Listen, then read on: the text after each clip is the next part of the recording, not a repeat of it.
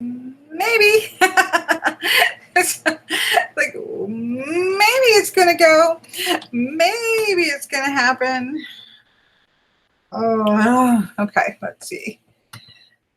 This is on live. Yeah, they keep warning us. Hangouts on Air is going away August 1st. Hangouts on Air is going away. I know. I've got to figure it out.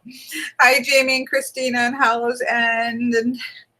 And you know, when you've been using something for so long, you just don't want it to change, do you? You're like, oh, because I haven't had really good experience, to be honest, with YouTube's other filming things that they've kind of come up with along the way. It's always been, it's always been hit or miss, other than the Google part of it.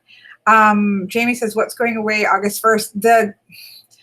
If you've never done a live chat, when you start a live chat, yes, it's on YouTube, but you're going through Google Hangouts in order to do this live chat. So like right now, I'm not in my browser on YouTube. I'm in a Google Hangouts window. And that is going away August 1st. And of course, they have some other feature called a webcam. I tried to use it once and it didn't work, but that was a while back when they probably first implemented it.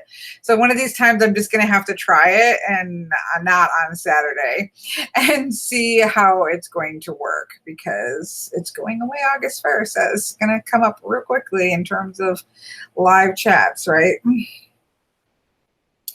Hello to everybody coming in. Hello, hello, hello. I'm not going to try to say everybody's names because I'm gonna mess it up. So we're going to give a little bit of time and a little bit of hello while I pick up my table. I have playing card decks and the Marshmallow Marseille all over my table. So I'm going to clean up a couple decks off my table whilst we just say hello and see how we're doing. And then, as I talked about last week, if you were in last week's chat, we're kind of shaking things up a little bit. And we're going to try to have like the first hour to have some sort of theme to it for us to talk about and discuss. Hello, Miss Nikki. So for this one, I was going to try to put it up early, but you know, it's a holiday week in the United States, and I didn't get it done. But we're going to talk about balance, because balance has been an overarching theme for me my entire life. If I had to pick a word that is my like lifetime word, it would be balance. And can somebody let me know if I am sticking, because in my video, which doesn't always mean anything, I look like I'm delayed. And so if somebody who's watching this can let me know if I am stuck or sticking, or if you can hear me, like just in general. Video's good. Thank you, Hallows End.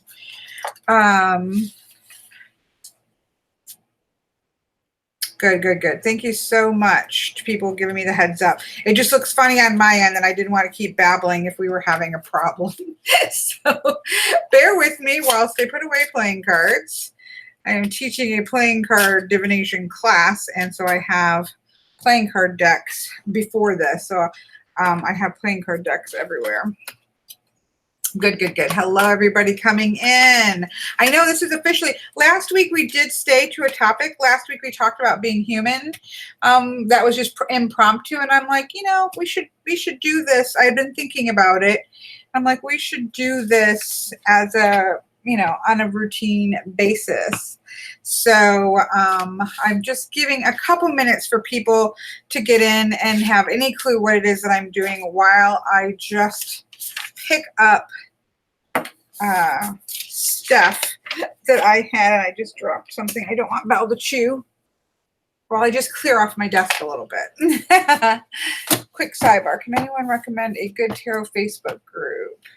And there are tons of them. And I think that a good group, and I kind of closed off all my Facebook groups, or I left everything except for Love of Cards. I don't use Facebook as much as a lot of people do. And so I'm the worst person to recommend it. But I know there's tons of them, and I think that the one that you choose is really going to depend what you want to get out of it. Because there are tarot groups for readings, there are tarot groups for trading decks, like trade groups. There are like probably learning groups. There are like for love of cards, there's a lot of deck sharing. So it really kind of depends, I think, what you're looking for.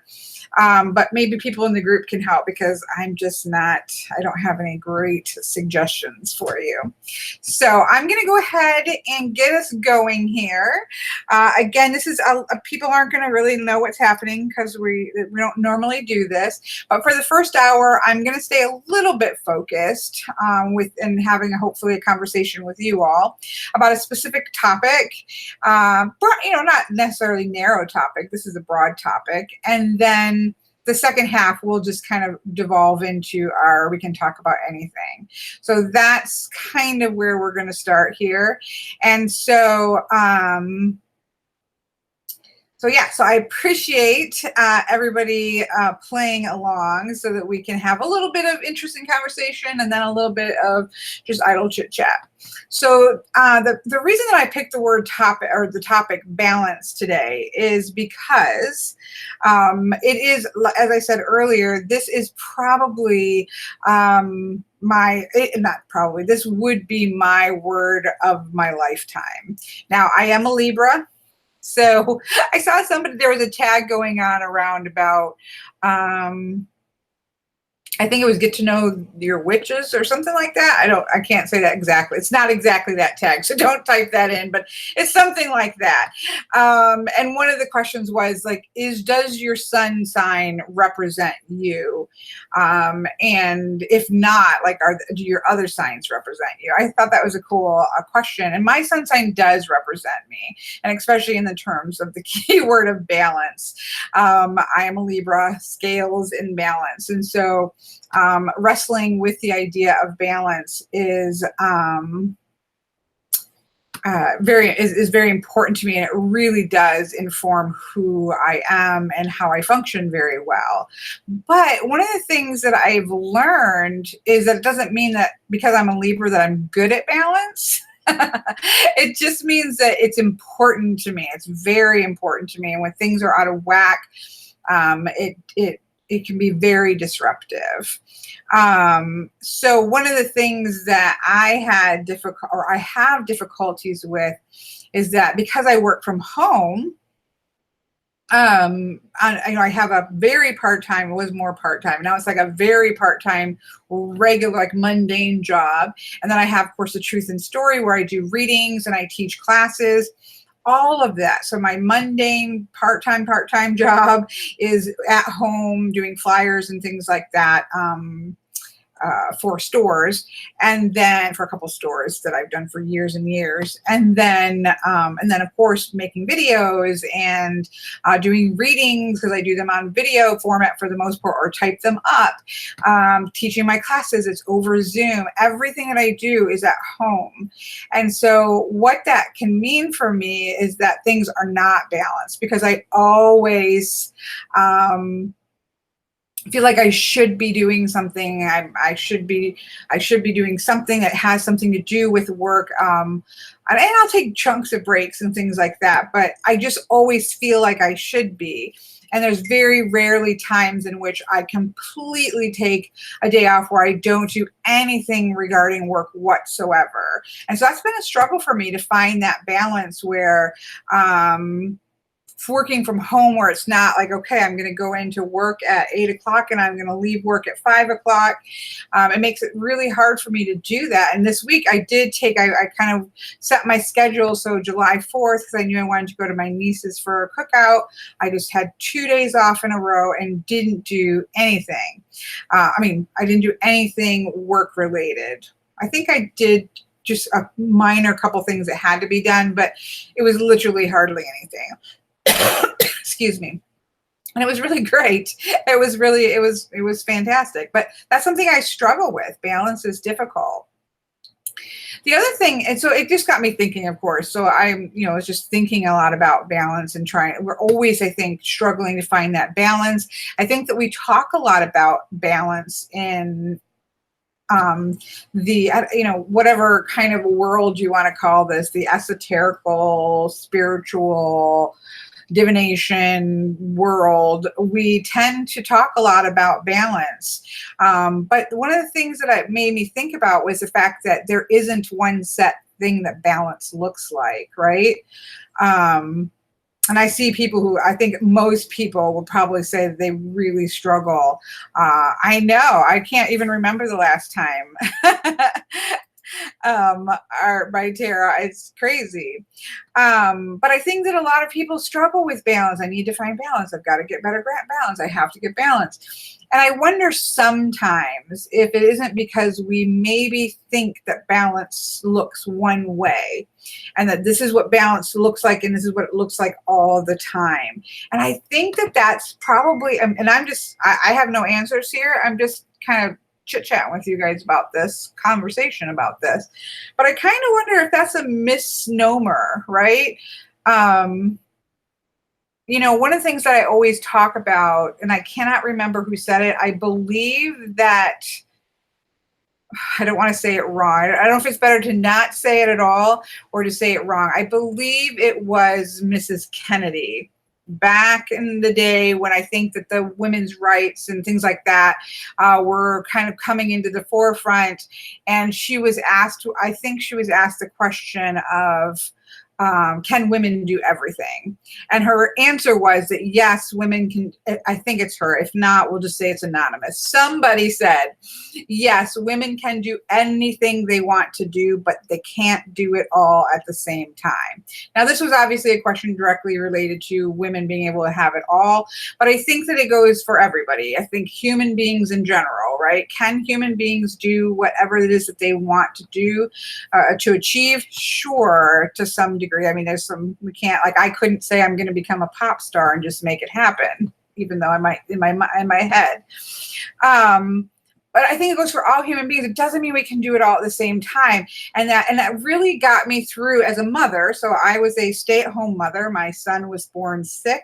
I had intended to probably work. I was working at the time I was pregnant, and I had intended of going back to at least a part-time capacity. But because he was so sick, that was impossible. So I was a stay-at-home mom my children's whole lifetimes.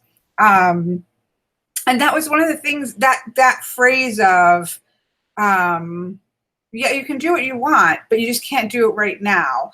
You can't do it all at the same time. Like, there was no way for me to be 100% stay-at-home mom to a sick child and go to school full time. That would be impossible, right? It was not possible to do that.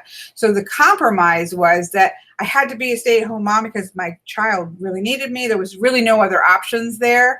And so I went to school part-time, sometimes 1 or 2 classes. So that balance, right, was kind of like this. I had this little spot of time that was really me time, that would let my brain work, would let me kind of grow and think and have adult conversations and explore the things that I wanted to explore. But then the bulk of my time was having 2 very small kids, one of them very sick, and homeschooling them. And so that balance, if I put it in on my scales, was here and here. It wasn't like this. But that was balance for that time, right? For that time period when circumstances being what they were, this needed the bulk of my attention and my energy, but I made space for me to have a brain and to keep moving and functioning and talking and thinking and exploring what I was interested in. I had that space for it. So it doesn't mean that I have to have a 50-50 to things to be balanced, because sometimes we have to roll with what our life looks like in the moment. Or what if we all of a sudden have to take in like a elderly parent, and they have to come, and we have to for a time be a caregiver.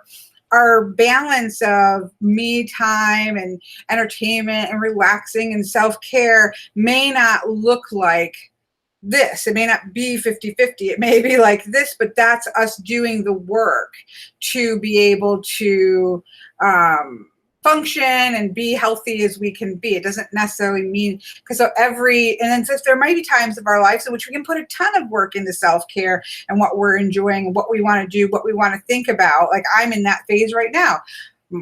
Sadly, one of my children passed away, but my daughter is 27. She'll be 27. She pays her own bills. She works. She does her own thing. And I get to explore whatever I want to explore and enjoy whatever I want to enjoy and do my thing. So, I can do a lot more of that now than I could before. So now that's up here. And what I need to put into caring for other people is way down here, in terms of, like children and that sort of thing. So I'm going to stop babbling for a second because I haven't been able to look at the comments to try to make this. But I think, maybe we should think about the fact that balance doesn't always look like this, because that's a hard thing to achieve for, right?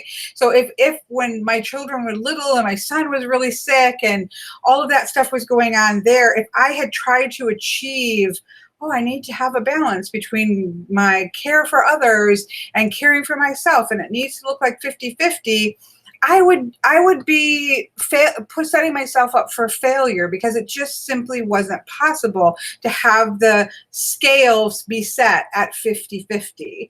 And so for me, the balance was, okay, I know that my bulk of my energy has to go here. So now what can I do so that I can have some degree of energy for myself that's going to help me to do that?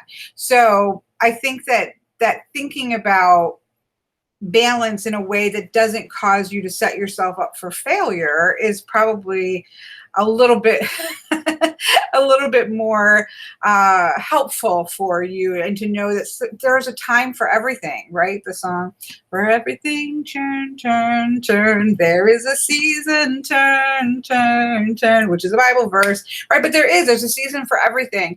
And sometimes the season isn't going to be 50-50, I guess is what I'm rambling away about. Yeah, I love that term, negotiating, Nina. So I'm sorry, I'm going to take a peek at the comments. But she says that things are never perfectly in balance. We're always juggling, negotiating, navigating, and steadying. I love that. Maybe if we think about it more, less than this stable scale and more that we're on sort of the waters of life. And sometimes we have to put a lot of focus into steering the boat. Sometimes we have to put a lot of effort into, we've got somebody in the lifeboat behind us and we've got to pull them behind with us. That is a constant need to think about and adjust for that, versus trying to meet this ideal of, sort of Zen. I'm a Tibetan monk up in a mountaintop with really no other pulls on my, don't have perhaps family, don't have work to do, family ties, things of this nature. It's really easy to, or I would say it's easier to be very Zen and balanced if you have a very, very simple life. And a lot of us don't necessarily have those. And so having to try to navigate that without setting ourselves up for feeling like we're failures. What about balance in online groups? Is that possible? I do think it's possible, perhaps. That's cute. That's cute, perhaps. I do think that's possible. I think that I've talked about before, I think that we all have to be the gatekeeper of our own online space, right? If we want to exist in an online world in some ways, it's up to us, the person who is involved in, going out and getting involved in groups and things like that. It's up to us to be able to be the gatekeeper of how much online energy that we want to be engaged in, and whether that is something that is helpful or if it's not helpful. Because one of the things about online communities is that they don't invade your house, right? There's nobody that I know of that is going to come to your door with the video camera and talk your ear off for 3 hours. we have to make the decision of where we're going to go out and engage in online, either communities or social media, all of that kind of stuff. And so us finding what is the right balance for us in our current situation is going to be really important. Miss Linda said, perhaps balance is more about alignment. I like the word alignment as well. Doing things that improve our lives, things we enjoy, and doing tedious things less. Enjoying life more, however the scale might look. Yeah, and I think it's also, I wonder if also some of it's too that, and I see this especially in the spiritual community. I don't really like to use that term because I don't think it's the correct term, but I don't know what else to call it. Oh, I surely do. I surely do, Mr. Jones. Anyways, this group of sort of esoteric thinking about and stuff like that. I lost my train of thought because Mr. Jones made me laugh. Oh, we often think of spirituality and our spiritual practice. I've said this a ton. I know you're all rolling your eyes, but we think of our spiritual path and practice in our mundane, boring. We've got to do the dishes. We've got to pay the bills. We've got to eat our food. We got to cook our food. We got to eat our food. We got to clean up our food. That this is, that these are somehow separate things. And so we have to make time for the spiritual and make time for the mundane. But if we think of those things as being stacked, we don't really, they should all be the same, right? In a perfect world, our goals should be them all being the same, so that we should be, while we're doing the dishes, we can be meditating, or we can be mindfully paying attention to what we're doing as we're out walking. We can be, that's part of our spiritual practice. Everything we do is part of our spiritual life, unless we choose to like separate them into categories and then try to balance them, if that makes sense. So I'm sorry, I'm going to scroll back here. Balance is a constant. Yeah. Act, gain or maintain. Yeah, I just wonder that, that was I love Linda's idea about alignment. I'm trying to, and I love the term adjusting that has been brought up. I'm scrolling back here a little bit, but I like these ideas because I really, oh yes, Art and Tarot by D says each situation requires its own balance. I definitely agree with that. I think that's kind of what the rambling point of this hour is this idea of, that we might need to adjust our thinking for each situation. What can we do in this period of our life, in whatever's going on in our life? How do we create a semblance of balance here that may not look the same as what our balance to us might look like in a different phase or existence or situation in life? That we shouldn't shoot for these perfect scales that we see in the Justice card or in my lovely sun sign, but that figuring out what is good for us and healthy for us in that moment. And sometimes I have to say it's not always perfectly healthy either, right? Because sometimes we just have to do things. I think about my mom, who she's been obviously spent a whole bunch of time living with my sister while she went through chemotherapy. That wasn't really balanced for either one of them, right? Joanna was sick, obviously, but her, her privacy and her sense of just living her daily life and her routine was totally out of whack. And so for her, having to find a skewed balance that was going to work in that moment, knowing that, for the next few months, this is what life looks like. So how are we going to create balance within this? And same thing for my mom. She was living away from her own house in another house, juggling with young kids and helping my sister with young kids and doing all that kind of stuff. And that didn't look like, that was a very different shift from where she, living in her own house with grandkids coming over and visit and all that kind of stuff. So she had to find they had to find balance within a situation. It was like, this is not fun nor good nor really overly healthy, but it's just something that has to get done, because sometimes we just are in places where we just have to figure out a way through this, because this is what life looks like, right?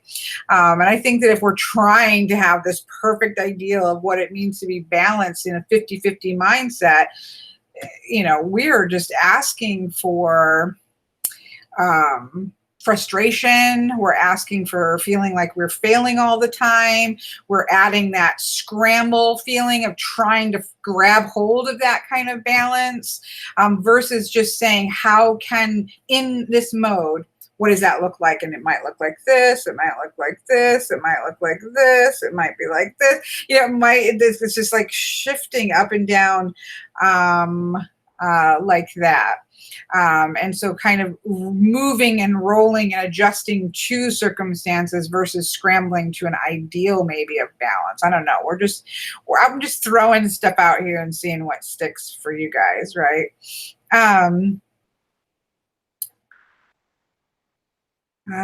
Nina says, you may not remember, but you once gave me amazing insight about balance using the Marielle Empress card, because she represents an ordinary woman successfully balancing everyday life. Yeah, no, I love that card. I do remember that. Moon Priestess Lucy says, I do believe balance is not a fixed point, but like a constant movement. Yeah, like cycle, which maybe that means that the scale is a good representation of that, right? Because the scales can shift and move, right? We're the ones who decided, right, that it has to be 50-50 right here. So yeah, I think that's very good. It may actually work better than I'm giving it credit for.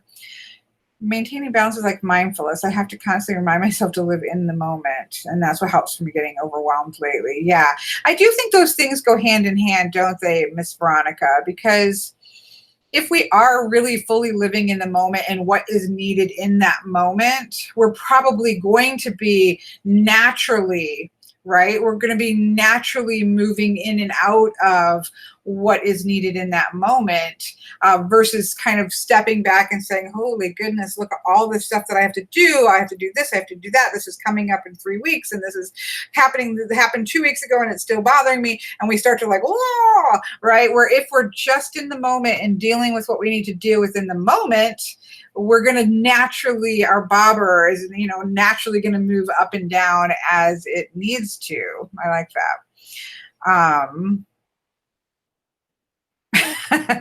Mr. Jones is hoping that his waist would balance. I hear you. While we continue to talk about this, let me grab, let's see this. I don't know why this is over here, because that is let's just pull. You keep talking. I'm just going to find some temperance cards, because obviously I should have pulled that beforehand, but I was working. My scale balance was on the other side of, I love, oh no, we're not going to get sidetracked. I would say watch, I think they're talking about something. A lot of focus on the idea of, a lot of beliefs focus on the idea of balance. We see it in the Lovers, yes. With the unity of ops and temperance, which I'm trying to find. Yeah, I agree. And I am very much, I like that the scales is even in the World card here in Prudence with this deck. I agree. For me, the idea of balance is important. It is a primary part of my practice, is a primary part of my personage as a Libra. So I do actually think that balance is something that we should be paying attention to, but I'm just wondering if our idea of what balance is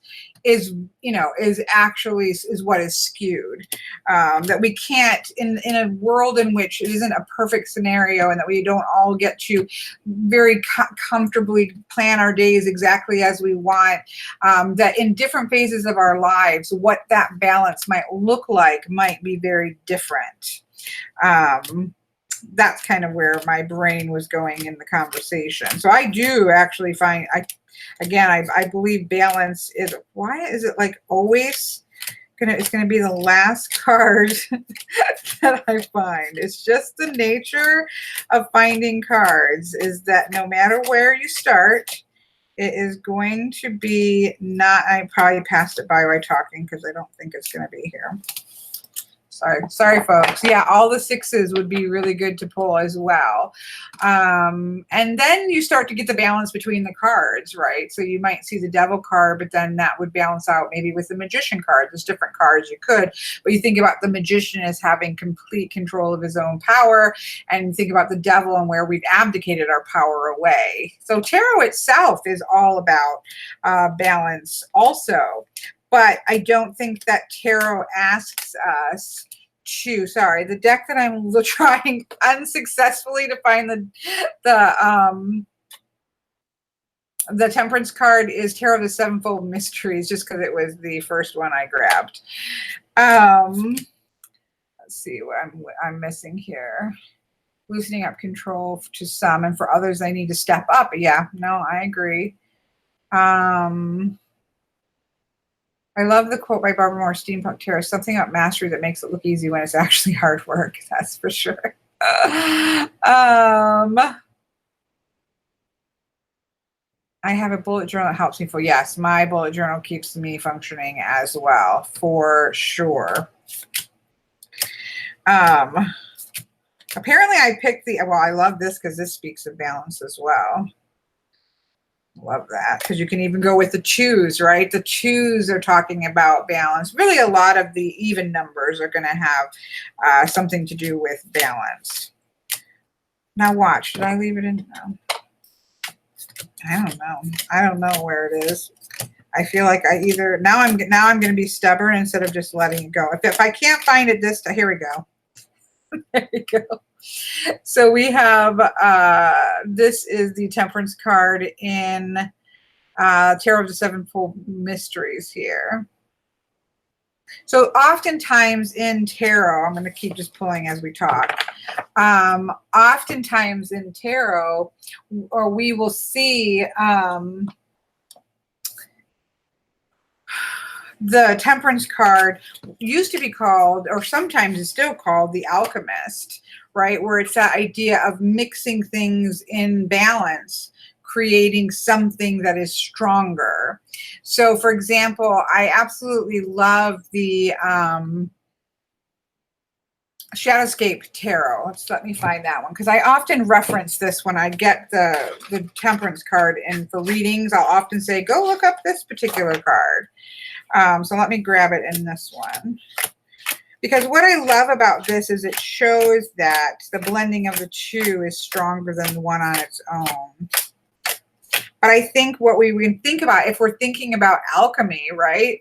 If we're thinking about mixing things together and creating that perfect balance, that's going to look different. Like sometimes we need more fire. So we often see a mix of fire and water in the Temperance card. Well, if I'm in the middle of a creative project, right? Maybe I'm doing a series of paintings or something like that, then I need more fire, right? I need a lot of fire, creativity, doing all this kind of energy. I might need more of that. So my potion that I mix up in my alchemical lab needs to be a little bit different. It might need to have more fire. There may be a lot of craziness going on there may be a lot of craziness going on in my life. So, I need to mix up a potion that has a lot more earth going on here. I need to get my feet grounded a little bit more, and I need that more pentacles energy there. So I guess that's where I guess I'm trying to lead to, right? Or think about is the fact that maybe the mix is always fluid and shifting and changing. So don't expect it to look the same when you're a mom and let's say you have 3 or 4 little kids running around. Your life and what looks like balance for you is not going to be the same as me at 50 with children who are raised and out of the house, right? Our lives and our balance and what that looks like is not going to be the same. And so we shouldn't try to compare ourselves to other people to determine what is balanced for us. That's for sure. That's for sure. I love this deck. Okay, let's find the... I know. If I was more in balance, I would have this prepared ahead of time. I really didn't know what I was going to talk about, to be honest, or what we were going to pick. So what I like about this particular balance card, or balance card, temperance card, is that we have the water and the fire here. And they are being, she's taking those energies, sort of like an energy worker, and she is molding the ball, right? She is pulling together the water and the fire, and she's mixing it. In this case, she's mixing it into a yin yang sign. And it's the idea that having a lot of water energy is great, but it's not better than having fire energy, and having fire energy. But when we pull those two together, that's what creates the balance, right? So I just really like this because she's actually working to form this ball. So if she needed to, she could add in a little bit more fire because she needed more fire, or she could add in more water because she needed to have a little more grace for herself, right? That we are adjusting and navigating through what balance looks like to us right in that moment, versus flat line, I've got to have a 50-50 of this and that, or somehow I'm a failure and life is going to fall apart. As an introvert, I am an extrovert, but it's draining. I do extrovert. Yes, that's me too. I need time for me. Time I have friends who find their balance being out. Exactly. That's a good example as well, Mr. Jones, right? That everybody, what they need and what looks like balance is so different. If you're an extrovert, a true extrovert, you actually gain energy and balance out of being out and going and out and doing and interacting with people. If you're an introvert, it's not that I'm technically an introvert, and people don't always think that when they meet me. I enjoy being out with people. I enjoy interacting with people, but I recharge from being alone, from doing my own pursuits, maybe just one or two people that I'm interacting with on a smaller scale level, on a different level. That's how I recharge. So my balance is going to look different than somebody who's a full-on extrovert. So yeah, no, that's a good example. To get balance, one should know what it is. Yes, exactly, Nikki. That's the kind of the key there is that instead of just kind of deciding that this is what balance looks like because that's what the world or everybody else around us is doing. So instead of just trying to live up to something that in our particular period in life isn't going to work for us, then what the key is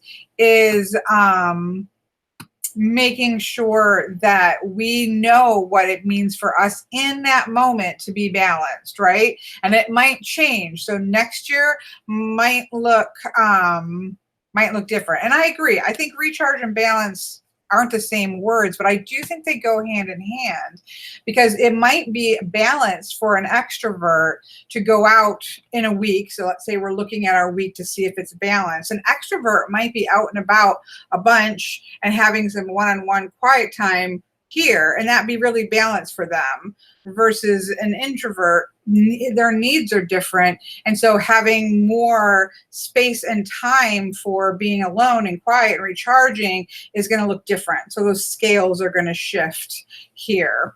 So I think that they do interact with each other. I think they have, they connect with each other while not being the exact same thing. I totally agree. You're right.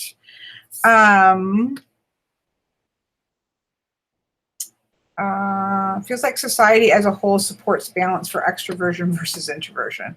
I would agree with that. I wonder, though, if it's the case that with the tarot communities in our love of the hermit, if we don't value the hermit more than the social butterfly.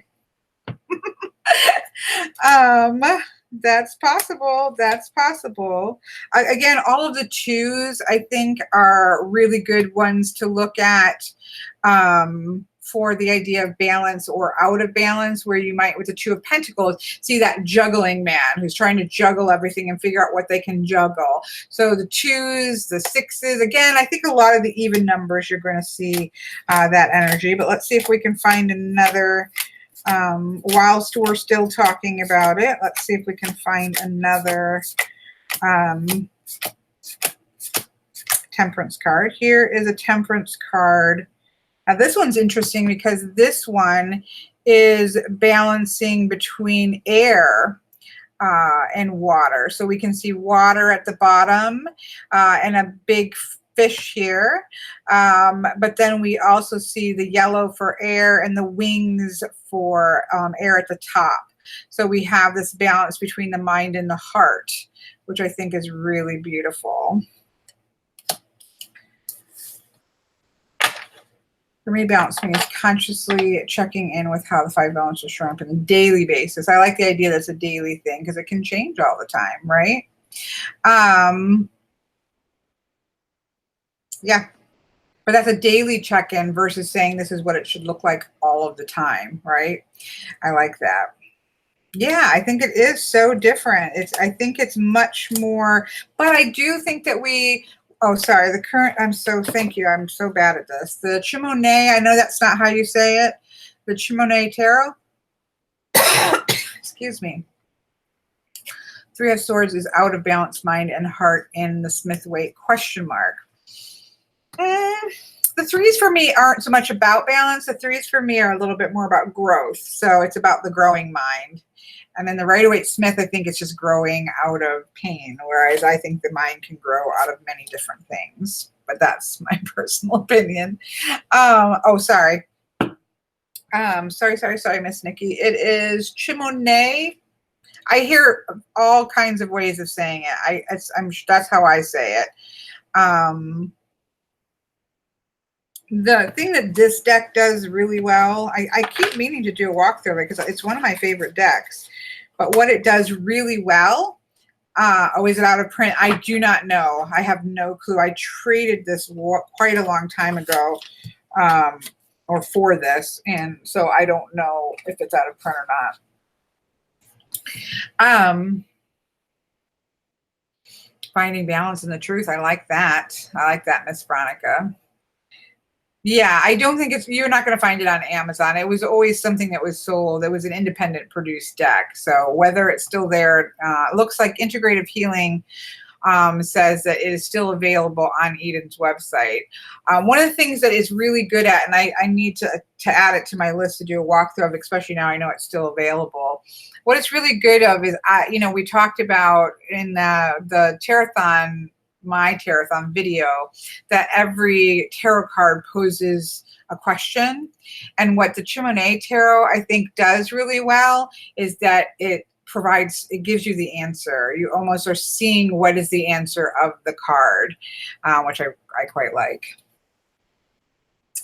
Let's grab another deck whilst we're talking. We still have 15 minutes of talking about balance. See, we're even trying to provide some balance in our chats too, right? A balance between balance today, conversation topics, and wondering, let's talk about everything topics. This is the Fountain Tarot that I am looking for the Temperance card in. And again, your twos, your sixes, here's Temperance. Chez Monet. Oh, I did something and now, thank you. Oh, shoot, I don't know what I did here. Oh, my goodness. Somebody let me know if you can still see me before I talk too much. I definitely agree with that, Miss Veronica. If you can hear me, be moderate in everything, including moderation. I definitely agree.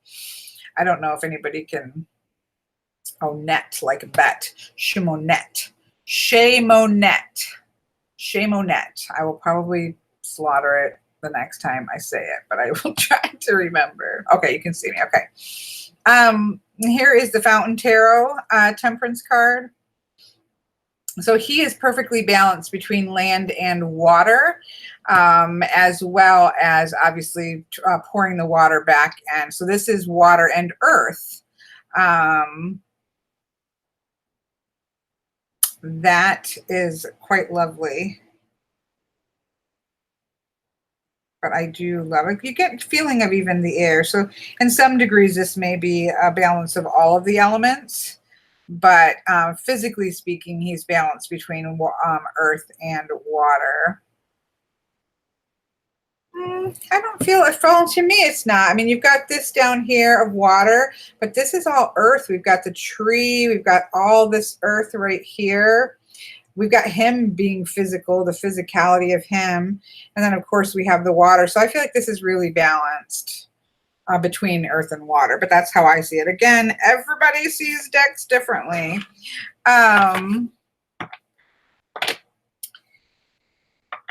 I like what I read about Libras, that it's not about balance as much as about a pendulum swinging from one side to another. So I need to keep swinging, apparently. That's what Nikki said. Even though balance is a fluctuating state, the idea of imbalance, yes, right.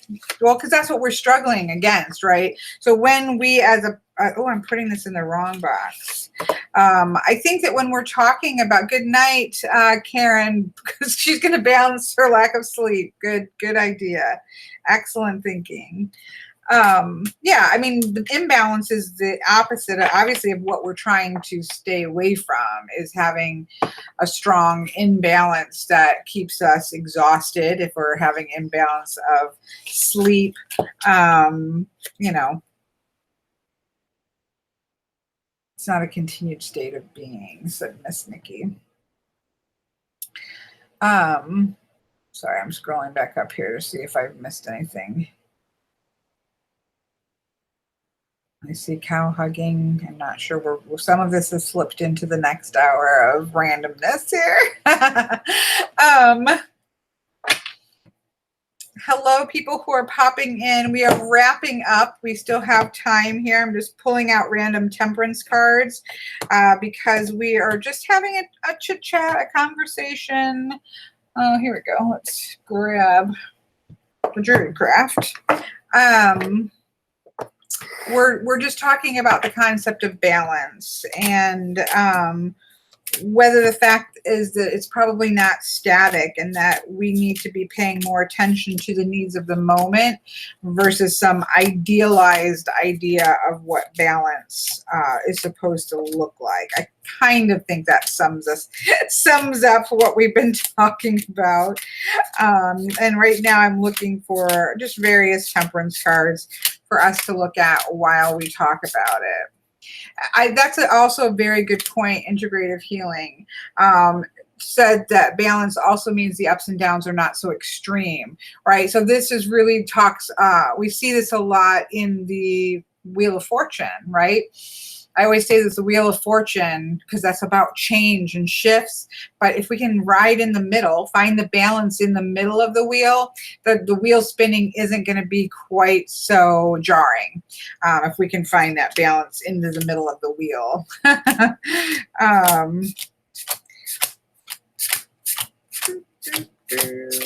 Every single time it's been at the bottom. However, you know, if I keep setting the card deck on the space bar. That's what keeps messing things up.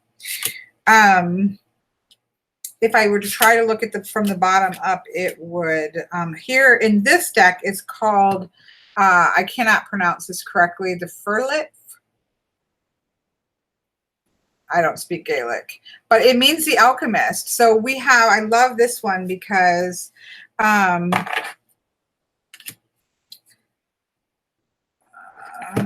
there we go. We can see her, hopefully. This isn't the best camera for this kind of thing. But she's actually mixing up that potion like we were talking about, and that idea that we have to perhaps be continually adjusting what it is that we need to be mixing into our potion of the day and what that might look like. So I do like alchemical, like, she is mixing up this potion of the perfect concoction for that particular day. After learning how to temper chocolate, temperance means something different to me, said Sparkle Divine. Nice.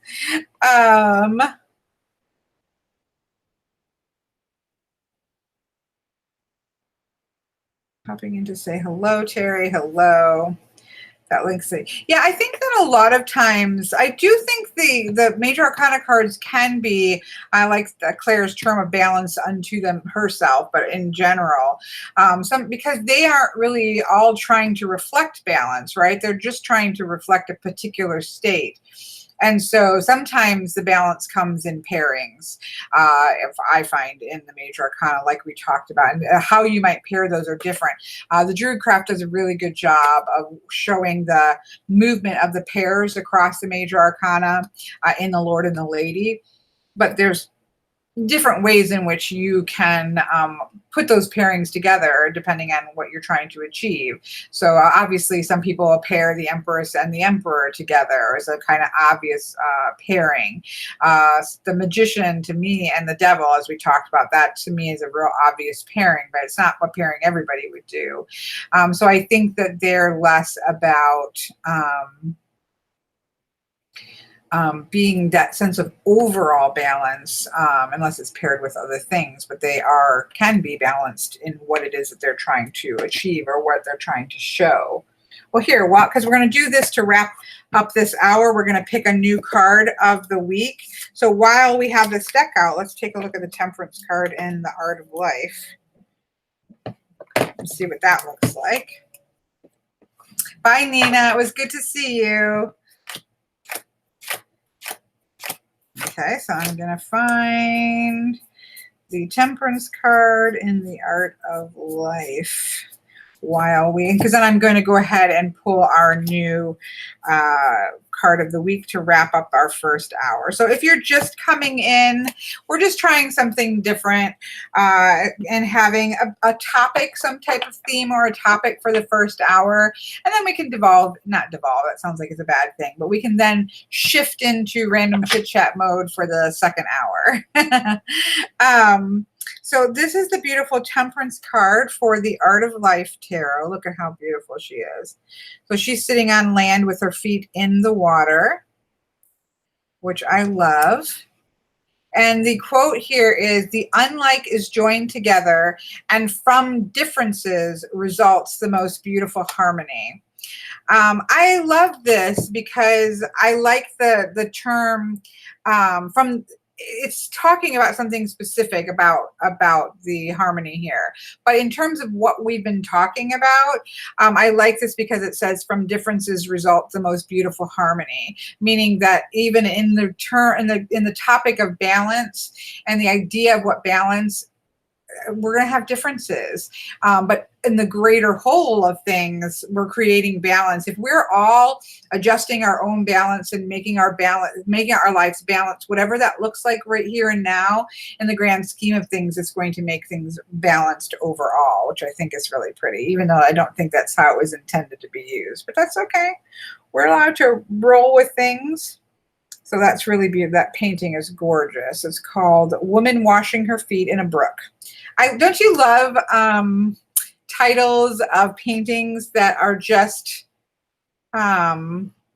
describing what we can already see?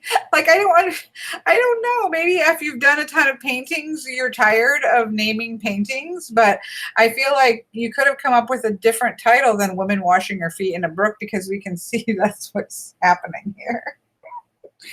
Well, maybe that's just me. So let's go ahead and wrap up this first hour by pulling our card for the week. So if you come along to chats, brooks are slimy. Not all brooks are slimy, Miss Claire. Many brooks are not, because it's constantly moving water. Ponds are slimy. At least in my area. Everybody's got a different area, right? So in my area, brooks would not be slimy, but ponds and things like that would be slimy. So we are generally have been pulling a card a week for ourselves as a united self from the Art of Life Tarot. And so we're going to go ahead and wrap this first hour up by pulling that for us for the week. Hello there, Dee.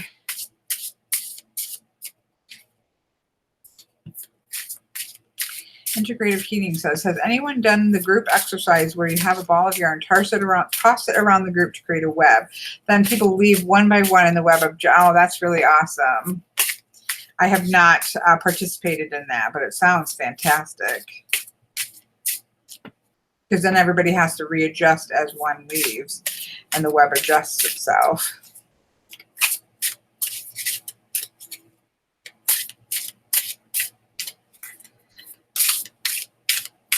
Hello, Leslie. Oh, nice, Jones. And that's not sad. That's like you're having a collective reading with me. We both have the same card sitting out for a week. I think it's awesome. I don't think that's sad. Sometimes titles are chosen by people. Oh, nice, nice fact pointing, Mr. or Ms. Sorab. I'm so sorry if I slaughter your name. That's a good point, that it may not be the artist that actually put the title on the name. Makes sense. Makes sense. Okay, let me focus here while I throw cards around. And let's get a card for the week. Oh, breathe. Oh, here we have the Queen of Cups. Blessed is the influence of one true loving human soul on another. Oh, I love that quote. That's by George Eliot.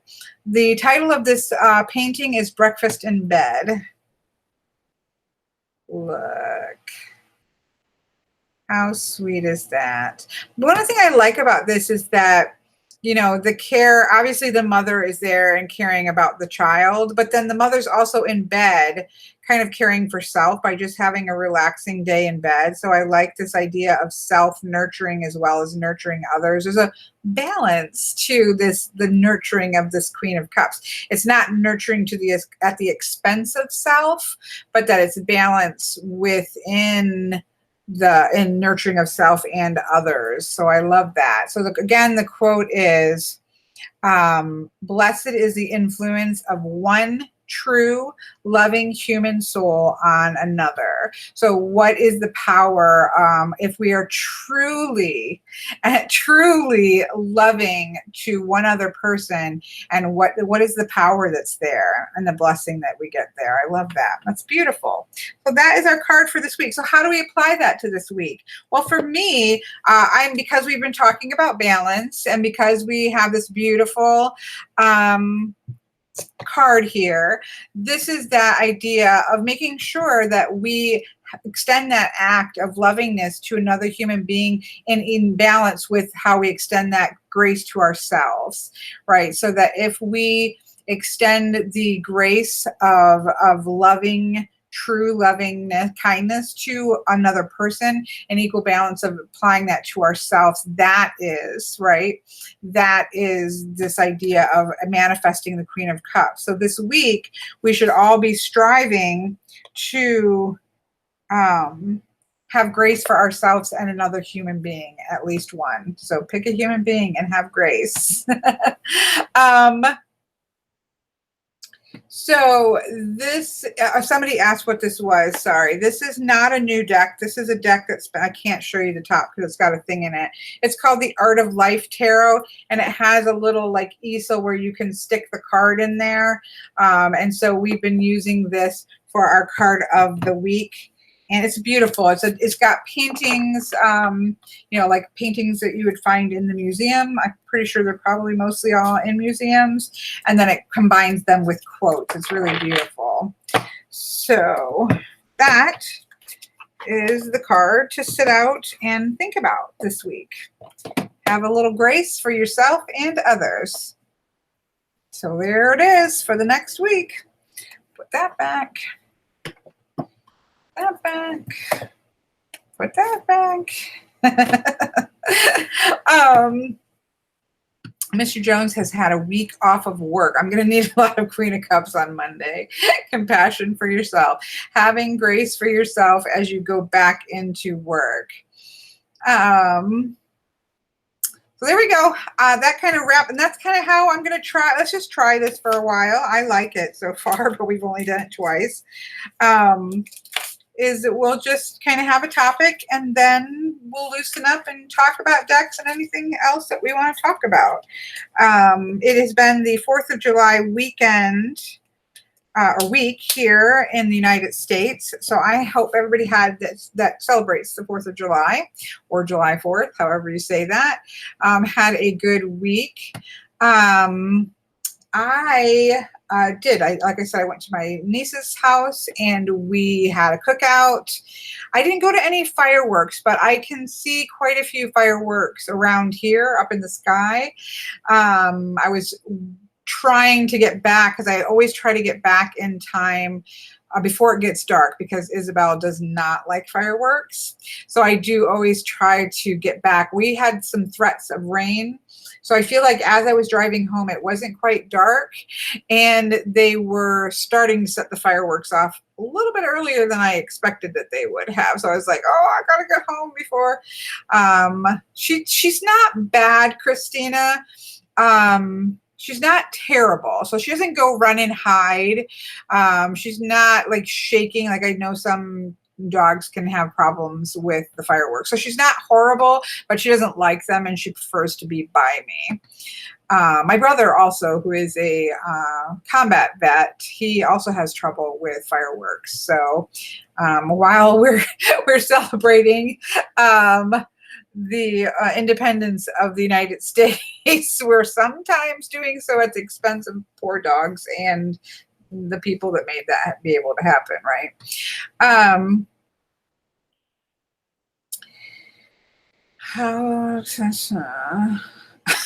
Miss Nikki. Miss Nikki's trying to get thumbs up apparently, and she is taking it she is personally offended. Oh.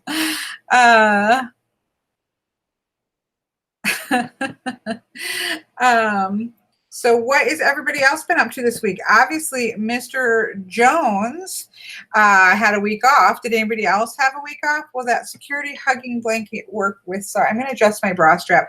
I know it's extremely rude and my mother taught me not to do so, but we wear bras. If we're females, most of us wear bras and it's okay. I'm not going to spend the next hour thinking, oh, I want to pull my bra strap up.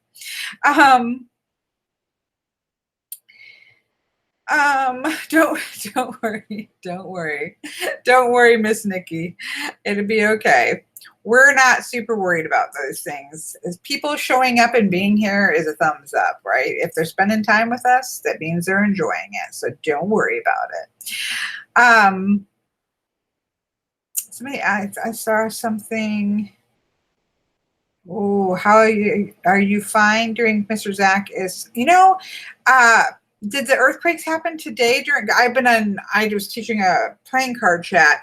I was teaching a class on playing cards. Sorry, I've been talking a lot today. And rabbit ear bras. I have no clue what you're talking about, Chirax Tarot. If guys can, well, see, I don't approve of that either. Sparkle Divine. I actually don't approve of guys unless I guess it's absolutely necessary. But yeah, I don't think that's necessary. I don't know if anybody wants to see that. I'm sorry. I'm going back to Claire's question of will that security hugging blanket work? Like I said, no, she doesn't really like blankets. Like she doesn't get under blankets. And like I said, she's not terrified. I've definitely seen people, I've seen dogs and people be very, very terrified. And she's not that kind of terrified at all where I would need to buy her a special blanket. But I just like to be home when it's happening so that she's, not by herself. This is true, House End. Everybody has to maintain their balance, whether it's bra straps or adjusting. I will give you that much, but we should all at least just keep it to a minimum. Elron said his cat did not approve of fireworks. Yeah.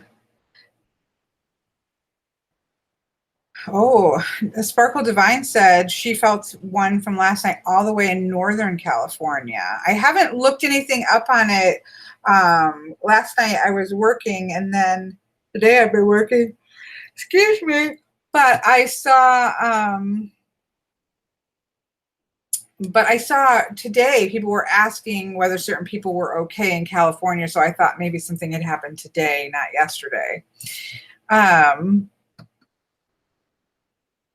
So yeah. Moon Priestess, yes. Are you living? Okay.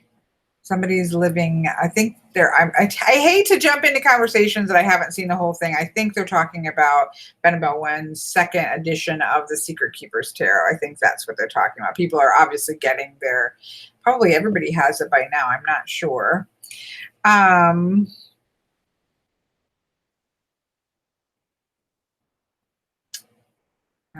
sorry, I'm scrolling. I'm not going to say that out loud, Two Rocks. I'm just sorry that you have to see that all the time. Yeah, okay. I'm not going to scroll back up again. Oh, yes, they are talking about that. My piano playing changed because of a deck. Nice, nice, Elrond. Update on the elderly lady. My mother talked to her and she will not be coming around at least for the rest of this year. She said and understood my wasn't personal is what I want. I think that Miss Nikki is updating people on a conversation that I missed the most of it. So I think there was an imbalance of boundaries. Apparently I'm going to drag the theme of balance into the second hour, but I believe there was an imbalance of boundaries occurring, and apparently they have come to a successful agreement to rebalance things.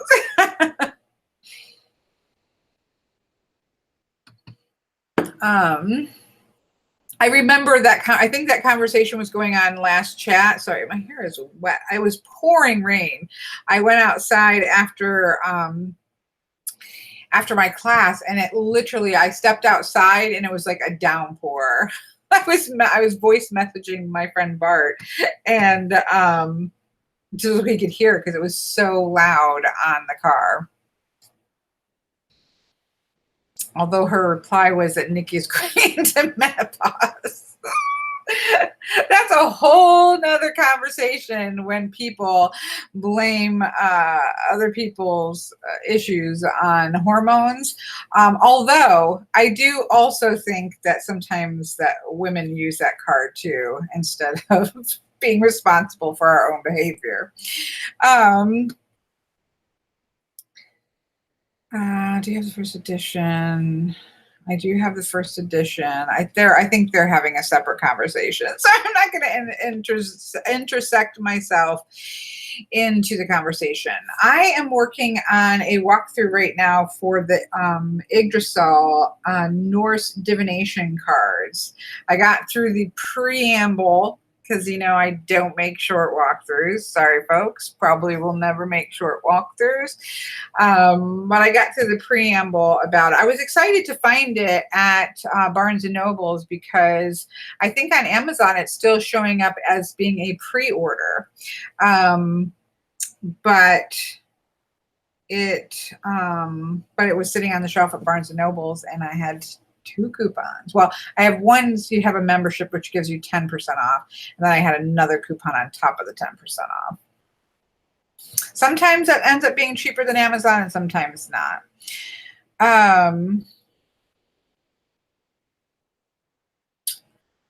Oh, nice. Morgan says we went to the beach for the 4th and had a perfect day, even though there were like 2 flash thunderstorms.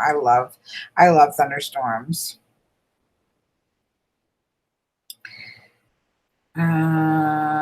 Oh, you saw it there too. So I thought maybe it was just a mistake that it was out, but yeah, I was excited about it because there's not a lot of Norse mythology decks. There's a very small number of Norse mythology decks, and there is an even smaller number of decks that are any good. So I'm hoping this this ends up being a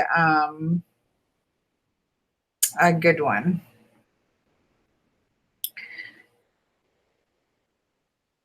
I never had mood swings either. I mean, I think we all have mood swings, so I think it's really hard to say, but I had a complete hysterectomy at 27, and I could not go on hormone replacement. And I do think that we as human beings are responsible for navigating our mood swings and not being horrible human beings and then blaming it on our hormones. But that's a whole nother conversation. Sometimes we need help with that, with medications or whatever we have to do, or some good nutrients and good sleep and all that kind of stuff. But I don't think it's an excuse to be wretched. And I have friends who have used it as an excuse to be wretched. Don't approve. Miss Morgan, there is nothing off topic because we are now in the anything goes with reason portion of chit chat. I just got my Brian Fairies Oracle deck. Nice, Morgan. I'm getting ready to do, I'm pulling together the things that I want to pull together to do a video about what I think about the Fae. So did you get the Heart of Fairy or the regular fairy? My hot flashes finally stopped before I incinerated into dust. That is good to know. I still get hot flashes, not very often, but I have to be either really hot already or get really emotional or upset or anxious or something like that, and then it will trigger it, since we're talking about hot flashes. I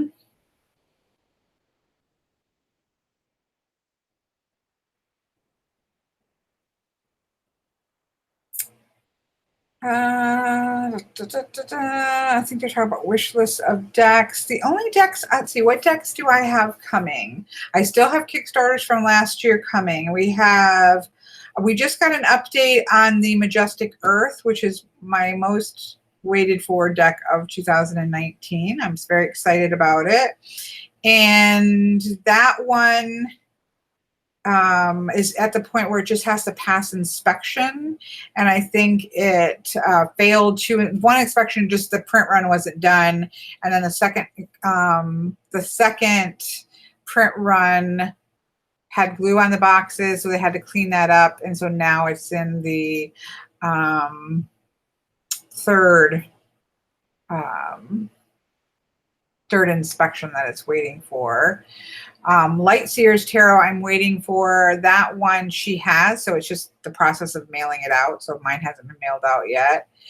The Botanical by Cracked Amethyst, that is coming. That's supposed to be coming, I think, in the end of August. That's supposed to be coming. And then I have the Way Home Tarot coming. Oh, Jamie Loon says, I got the original Fairies Oracle, was edging it in gold. Very nice. The original's my favorite. My first one was the Heart of Fairies, and I had that for 9.5, 10 years. It was my only Oracle deck. Well, I consider OMs to be casting versus an Oracle deck, but whatever. And I think that for me, and some people absolutely say the opposite, so this is just me, but the original Fairy Oracle, for me, feels more cohesive than the Heart of Fairy Oracle. That tends to be a little bit more a cohesive feeling to it. I have a video, I don't remember what it's called, but I have a video about it and why I like one over the other somewhere. I am so excited for the Lightseer Tarot, but I may not be so yours gets held for the Muse. I just got the Lightseers. Yeah, see, so many people like the Heart of Fairy. So it's just me. It's just me entirely. Always the Heart of Fairy out of print. I thought one of them was. I didn't know if it was the Heart of Fairy. I think the Heart of Fairy was the first one, probably, because that was my first Oracle deck. So that had to been in the very early 2000s. And that was the Heart of Fairy. So maybe the Heart of Fairy was first and the Brian Fairy Oracle was second. I'm not sure. Not sure.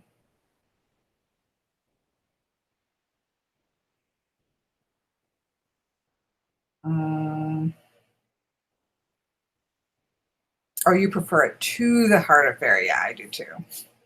Miss Jamie and I are on the same page as that. But I know there are other people that say the opposite. I think Owl Moon on YouTube, I think she prefers the Heart of Fairy for sure. So everybody's different.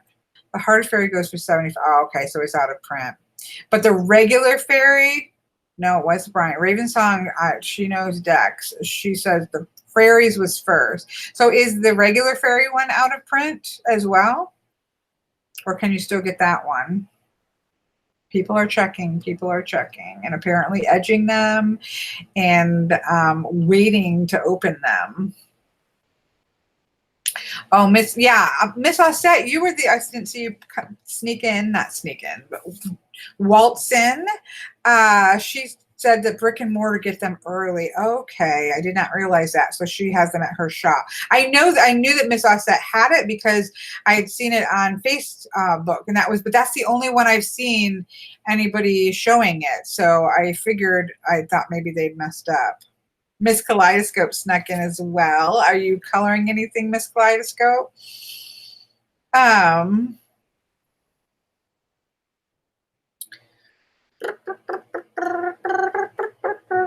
I have the regular fairies. It's not out of print. Yeah, so I don't know.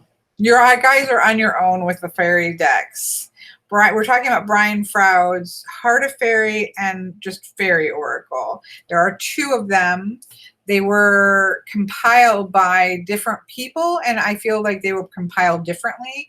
I personally find the original to be more cohesive, but I like them both. I use the Heart of Fairy forever. I just prefer the regular one, is what we're talking about. And some people are saying one's out of print and one people is not, say it's not. So some people are saying it's not. So you'll just have to look. I can't tell you for sure.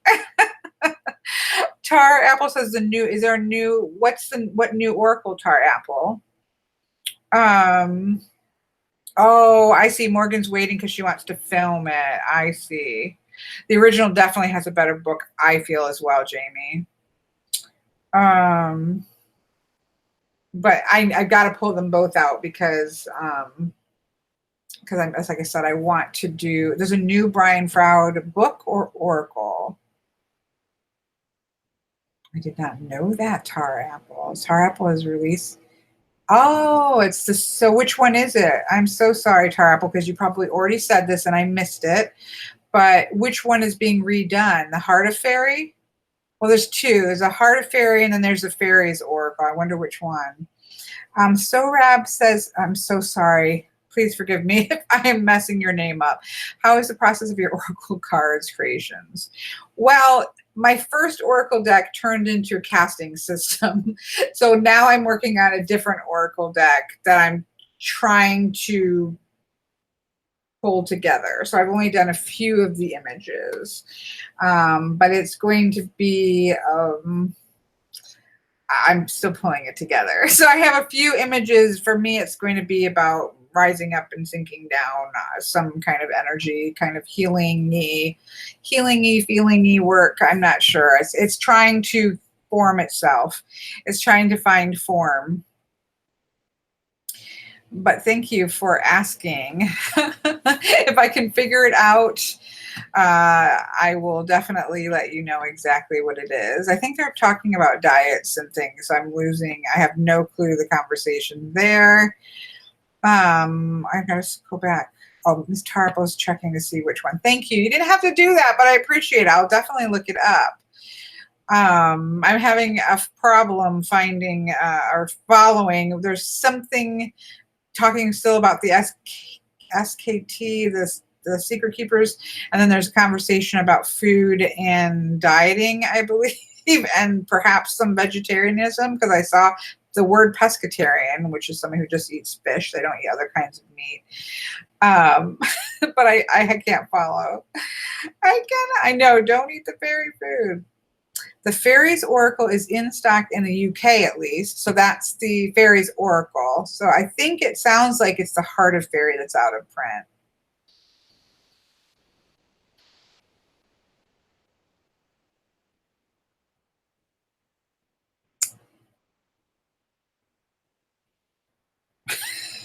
Claire putting up a picture of a coffin. Either lose weight or the coffin is apparently the place in which she feels she's at.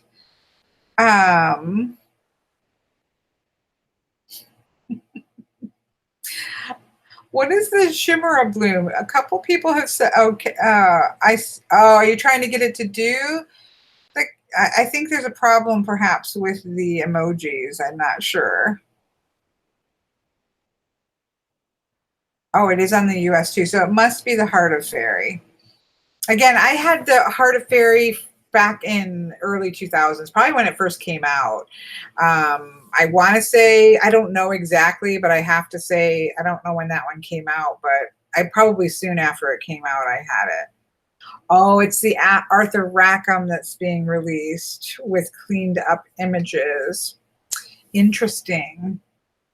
Very interesting. I do love Rackham's Oracle, or Arthur Rackham's artwork. I wonder if it's the bigger one that recently came out that they're fixing the images on. I'm not sure. I know Tara Apple's got everybody excited. Moon Priestess Lucy said, I'm having issue with the emojis, like they work and they don't, and they work again. I've seen some emojis, like I've seen lots of faces, I've seen flowers, I saw a coffin. So some of the emojis are working.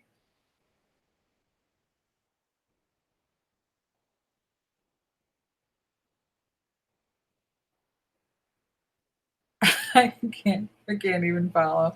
Now they're talking about psychic power in some way, and I'm not sure what's going on. Mr. Owen says, how is Joanna doing? She is doing okay. I mean, she's not in chemo, so that's a huge 2 thumbs up. But I think she was hoping, she went through some pretty wretched chemo.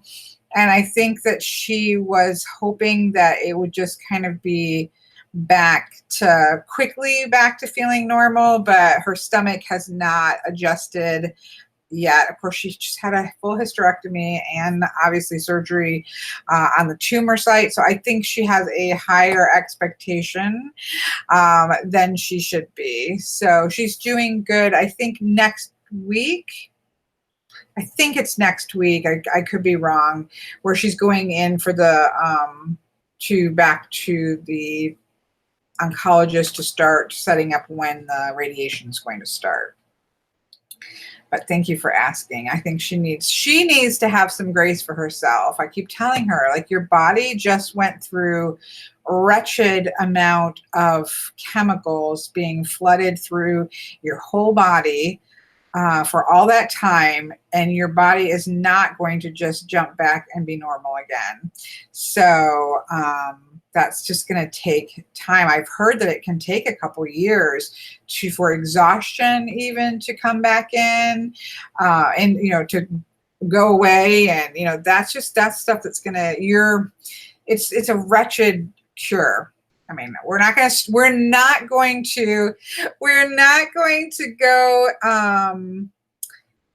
go through my feelings about chemotherapy as a cure or as a medicine, because I think it is absolutely wretched that we would do that to another human being for the sake of a cure. I understand why. Obviously, it worked for my sister, and so far so good. I'm glad that it worked. But there has to be a different way.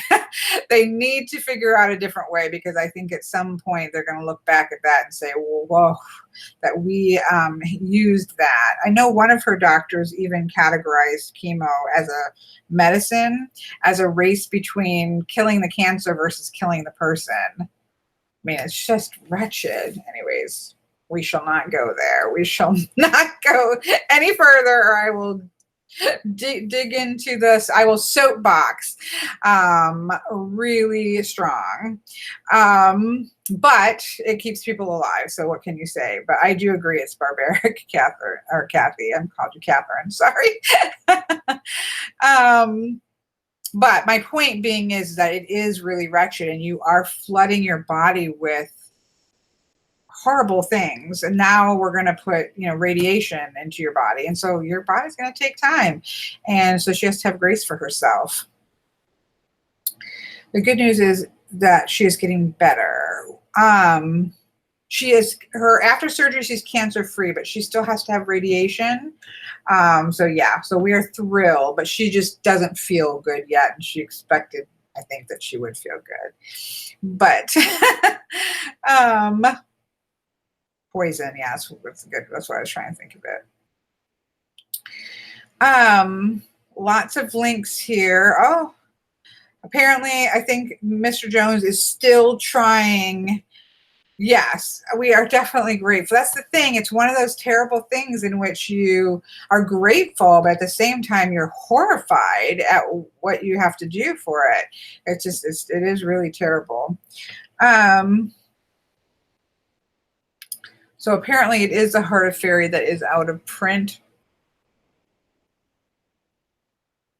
Oh, he's linking, I think, my walkthroughs. I believe that's what's happening there. Oh, thank you, Mr. Jones. Tar Apple says, what do you think of the slow tarot? I think the slow, I hope I'm saying this one correctly. I'm sorry, I'm going to open this up. I'm going to see. Oh, let's open a new window. I want to make sure it's the one I think it is. I think it's really, really beautiful.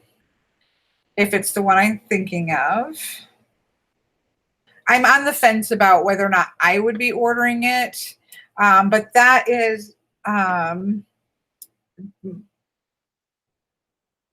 that's more because I'm not usually a fan of modern decks.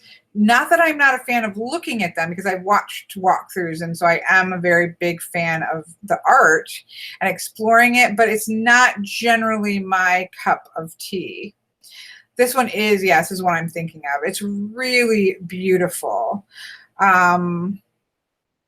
I love the star card. That is one of my favorite star cards.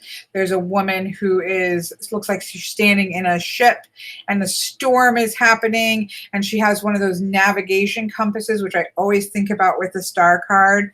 And I absolutely love that.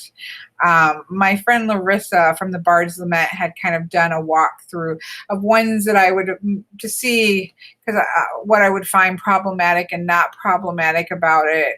But I do love it. It's on my I'm thinking about it list. Whereas the Urban Tarot is not on my list. It's too modern for me.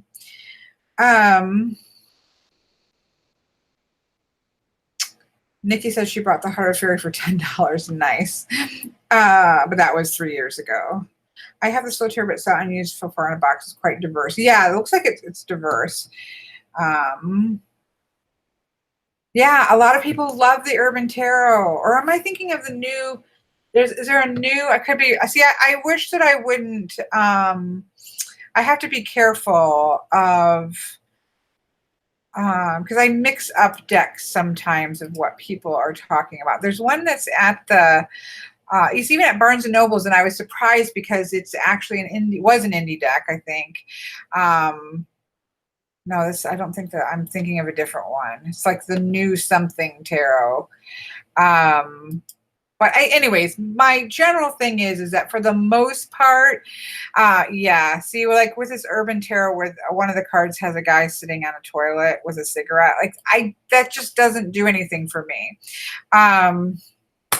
It just doesn't. And it's not that I think there's anything wrong with them. More power to people. We all have our own personal aesthetic and what we're going to use with tarot. But I'm just not a big fan of, I'm just not, for my own personal use, I'm not a huge fan of modern styled decks. Next World. Yeah, that's another one that's got some amazing cards in it, but it would, for me, just be a collector's piece. And I know it's a surprise to some people, but it's generally not. I generally at least want to have the intention of working with the deck. Yeah, I think it's the Next World that I'm talking about. But the Slow Tarot is one that is on my list because it's just beautiful. I think they were oil paintings, so the art style is absolutely gorgeous. So that one is definitely on my list. Where does one get the Wonder Walking deck? I love that Oracle deck. That, I think you get on her website if you just Google the deck of Wonder Walking, I think is what it's called, by Amy Tan, I believe. You might be able to find it there.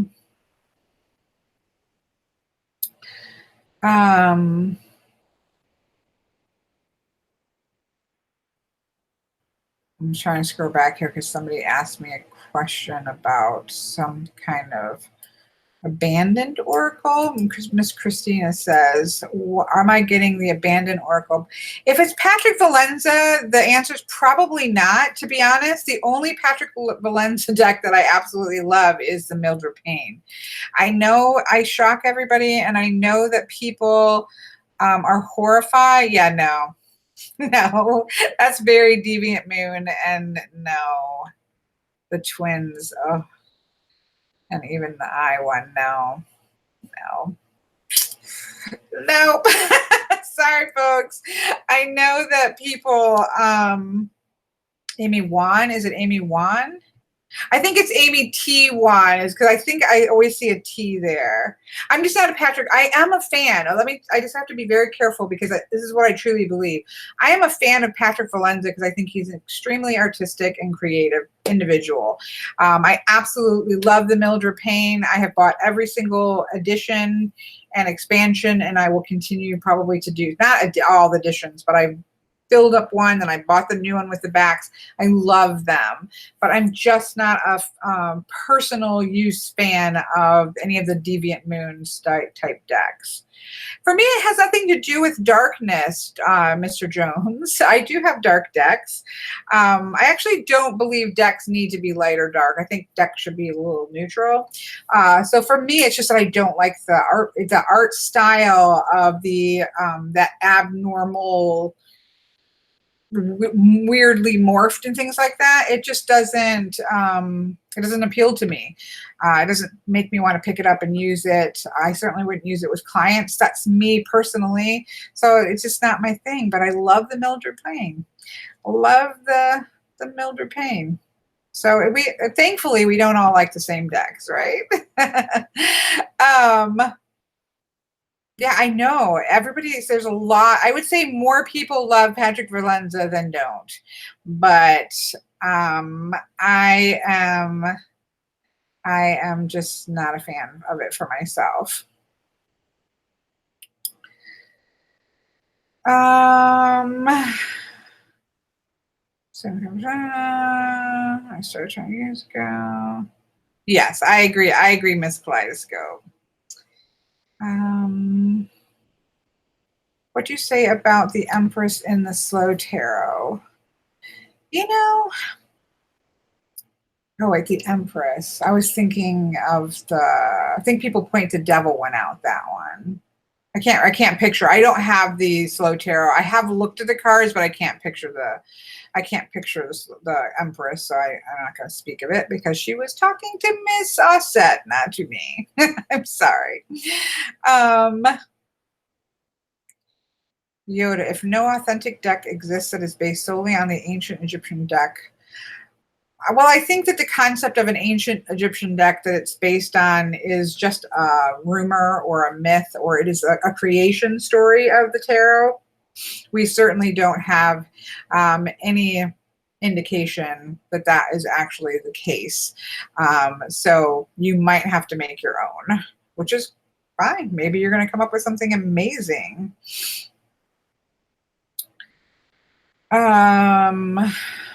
Neighborhood Art is asking Miss Osset to do a review of the Slow Tarot. I would love to see that as well. That might help me decide. The Spacious Tarot, yeah, I go back and forth about that one too. I mean, it looks really beautiful, but I'm just trying, I'm not sure that it fills any particular niche or anything of that nature that it's like saying buy me. I do try to, have a deck really be like, oh, okay, this, I have a lot of decks. So if it doesn't kind of fill a space or just make me really want to fall into it, I kind of have to weigh, luxury money usage, right? Miss Kleist, I love Uyghur. Me too. I love Miss Osset's reviews.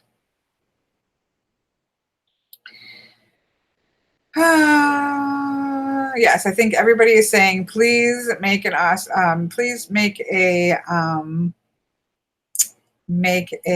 and Miss Veronica, if Miss Veronica has it, please make it. I really do like I said, my friend Larissa gave me sort of a personal walkthrough, and it pretty much convinced me, but I would like to see like a full-on walkthrough. I haven't looked yet. The Empress has been through a lot. That is for sure. It's not realistic for me. Yeah, and the other thing is that I don't think that a lot of the older, the Empress card has really shifted from being that female political power into us thinking of her more as the Mother Earth, which I think of Mother Earth more as the Queen of Pentacles.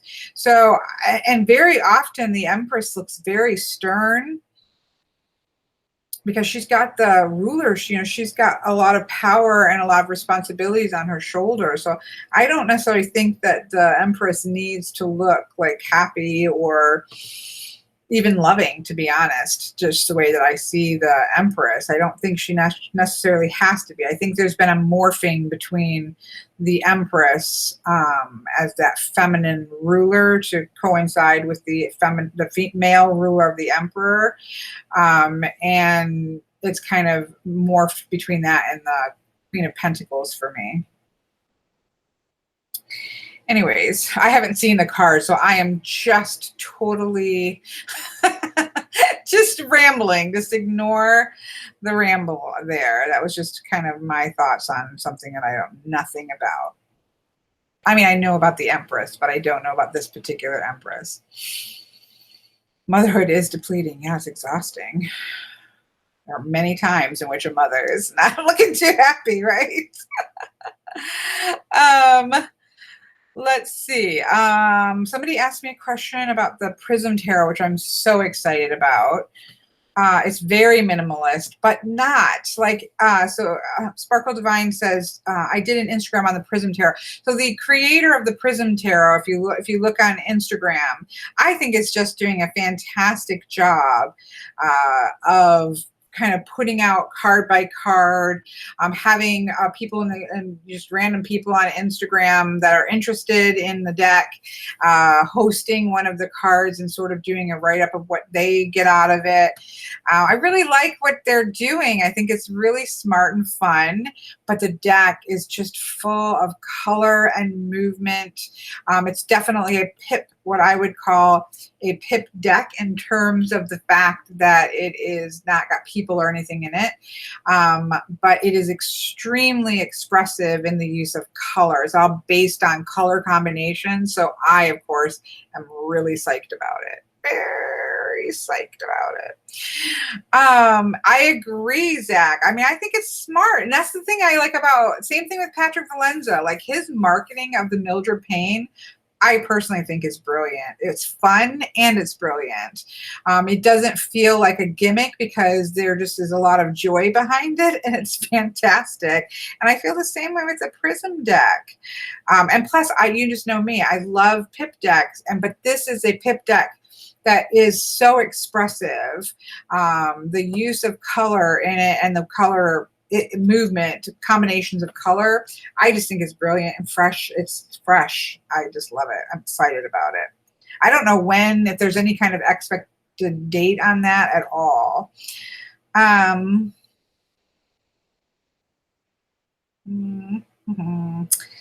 Somebody asked me something about the Naked Tarot. I'm sorry, I saw it and then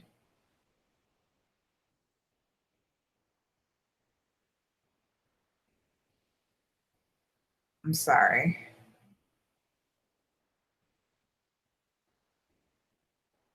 I can't find it now. I'm so sorry. Somebody asked me a question about the Naked Tarot.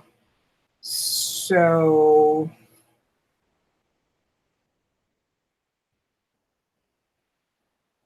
yeah, Zach says a Prism Tarot if Thoth was stripped back to just color and pip symbol. I just think it's going to be awesome, Zach. I'm really excited about it. We're talking about the Prism Tarot. I've only seen it on Instagram. I don't know if he has a presence on Facebook or not. I've just seen him on Instagram. here we go. Have you seen the court cards name change? Yes, I have it. She actually sent me the second edition of the Naked Heart to do a comparison because I have the first one. So I have them separated out so that I can do, hopefully I'll do that tomorrow, so that I can do a comparison of them. Oh, prism, as in like the colors that refract off of a prism, I suppose. I can't wait to see that. I know you could see the tops, like the majors. I think are going to be total. The entire card is going to be covered. No, it's not a prism tarot. It's that would be a different deck entirely. So yes, I have seen the courts.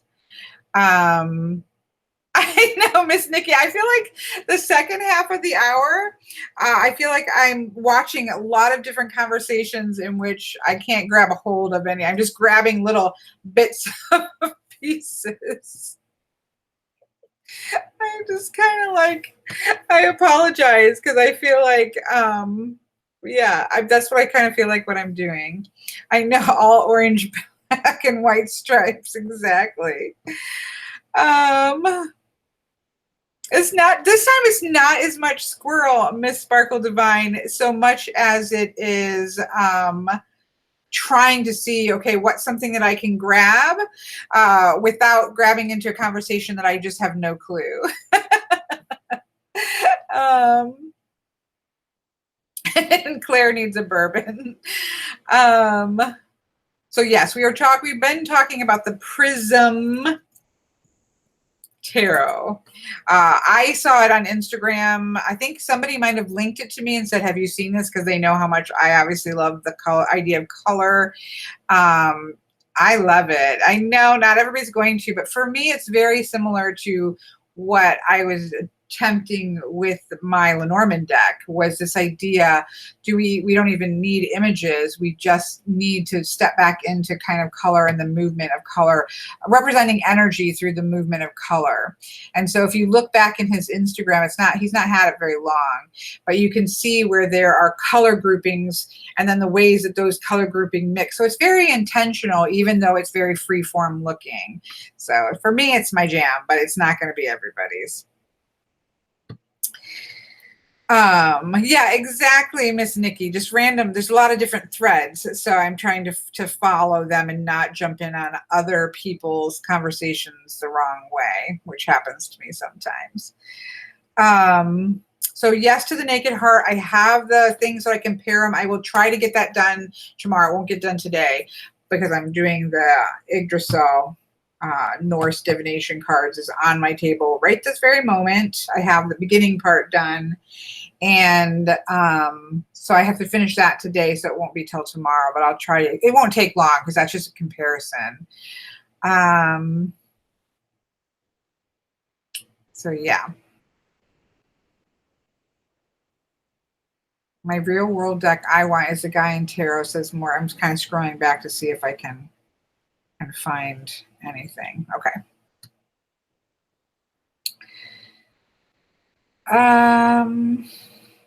I know, I'm very excited about Kathy. I haven't gotten to the cards yet because there was to me a major issue with the guidebook that's annoying, and it was the same issue with the Herb Crafter's Tarot. I love this deck. I also need to do this week a kind of go through all of my decks through the first 6 months that I reviewed and go back and see, and review how do I like them in the long run.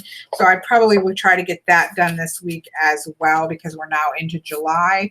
So I'll take all the decks that I've reviewed for 2019 and just do a quick, what do I think about them after using them? But there's a time in which people aren't indexing things anymore. Like I literally had to go in and make an index so that if I wanted to say, I'm going to work with peppermint and I want to find peppermint and find out what card it is, I couldn't do it. So I had to index it.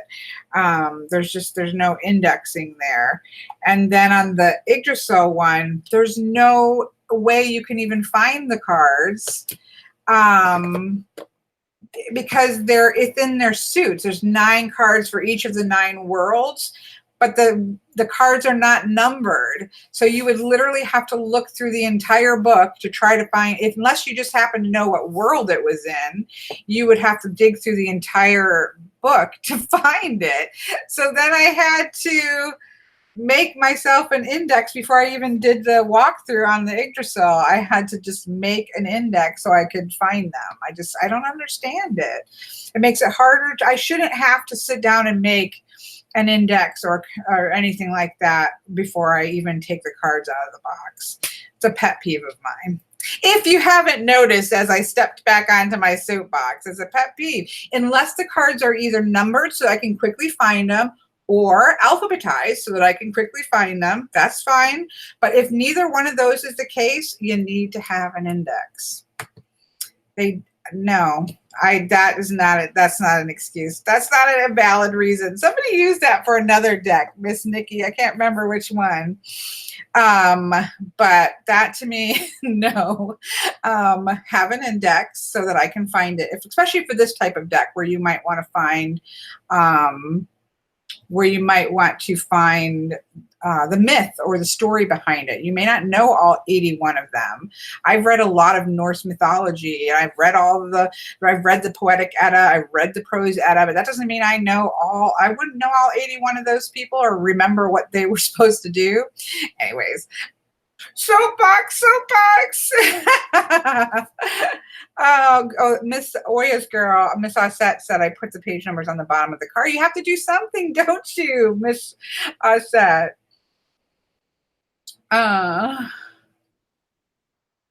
It says Neighborhood Arts says most publishers don't pay for indexing anymore. Authors have to do it, and that means they have to be able to afford it.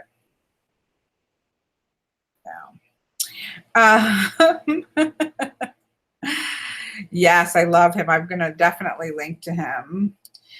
Jackson Crawford is amazing. His version of the Poetic Edda is my favorite. I'm not a fan of, nobody's asking me this. I am just putting my 2 cents in because I saw it.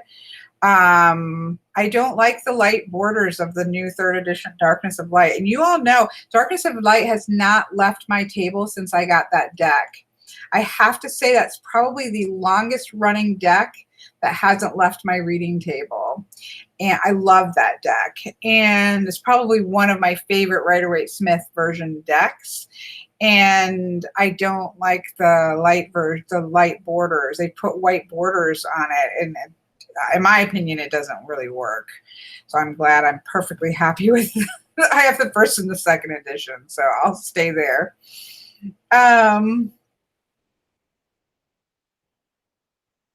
But some people might love it, right? Because that's the thing, like everybody's different. And so somebody might say, that's for other versions were too dark with the black borders, and now I love the white borders. So you can't make everybody happy.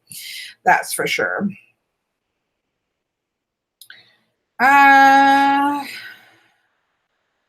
We're talking about the Darkness of Light tarot. Thank you, Nikki. Sorry, I'm babbling and haven't been super clear. It's not. No, it's not totally bordered. There's Miss Nikki put no. Is that the right one? It's Darkness Tarot. Click it. I'm clicking it. I'm clicking Miss Nikki's link. Yeah, that's it. So you can see the white there. It's not like it's ugly or anything, but I just love the black top. So it still stayed with the top and bottom. I will say one of the things I do like is it looks like, I'm trying to turn a page here. I love the black. It almost looks like some of the coloration, has gone on the top. It's like spread out over the top, which I do like the look of, but I think that's just texture on the photograph. I think some people will love it, but I just love the black borders of my other one. But it stayed just the top and the bottom. It's not on the sides. I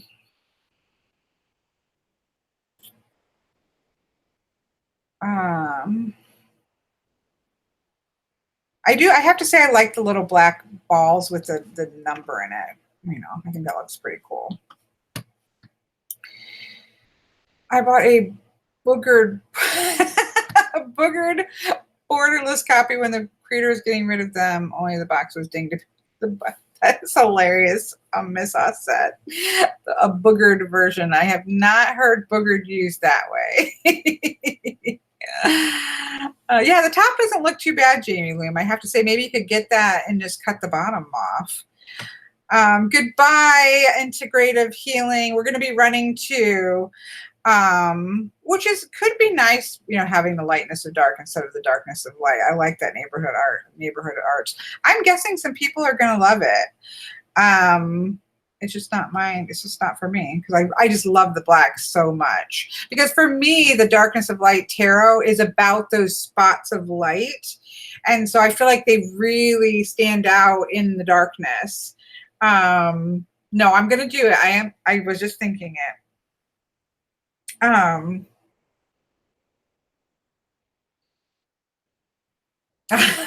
Miss Nikki, I think Miss Nikki and I have pretty much been lost for the second half of this whole chat, haven't we? See, they might, that's maybe Lulu thinks they look more vibrant. And I think that sometimes that whiteness of the borders might make that whiteness pop. So, you know, it's all in what you're used to. It's definitely what you're used to and what you like. I think it's just because I've used the one with the dark borders so much. Like it's an actual working deck of mine that I use a lot. So it's like, that's my deck. Don't change my deck. It's perfect, right? You know, we get proprietary for things that aren't ours. But my deck can stay black and on it, and it doesn't have to change anything. You know, he may have also lightened the actual images. I haven't looked to see what all he did to the artwork because I have 2 editions of it. I'm good with that.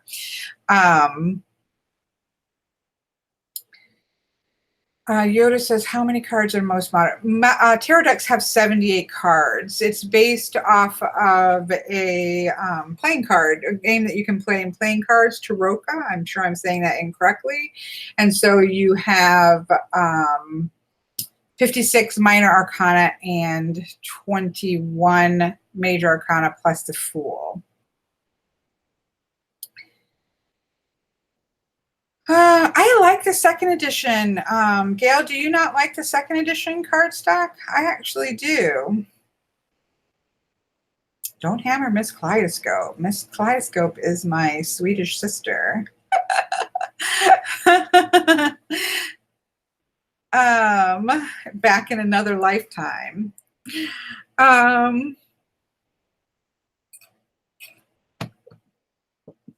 Okay. I think we're good. I'm going to stop trying to jump into people's conversations. And we're going to do a reading here. Let's pull a reading. You know, let's pull from, what are we feeling like? What are we feeling like? I think we're going to pull from the Illuminate. Oh, it's not down there. It's not over there. It's right here.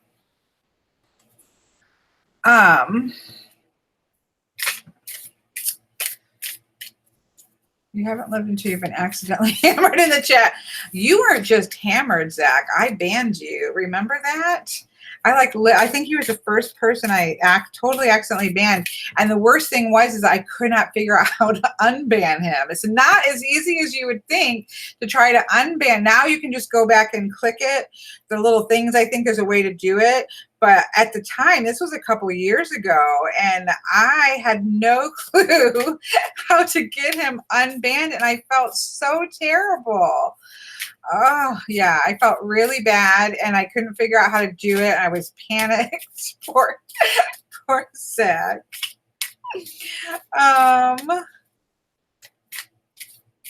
No, Gail does not like that. I don't mind the 2nd edition. I really don't. I didn't hate the 1st edition either. I don't think I'm as picky about cardstock as people are. I missed something. I got myself Sun, Moon, Rising prints for the studio. Now I want to spice it up, clean the whole studio. Oh, nice. Nice, nice, nice, Miss Nikki. Please share a picture. So this is one of the decks somebody's going to ask. So let me make sure I say. This is one of the decks I've reviewed this year that I absolutely love. Like I have only better I do agree. I do agree about that. I don't know how it would be with larger cards though. Like it's perfect for little cards. I'm not sure if it would be super too bendy for larger cards. So, you know, I don't know.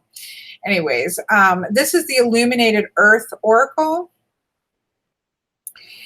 And I love this deck. I have done a ton of readings with it. It's not gone away since I had it. I adore it. You can even see, even on the edging that look at how used it looks already. And I haven't even had it super long, but it's not because it's bad. I put this edge on myself. It wasn't bought that way, but look at that. Do you see, this is where I'm a riffle shuffler, and you can see where I have riffled it and riffled it and riffled it. Because I love it. It's fantastic.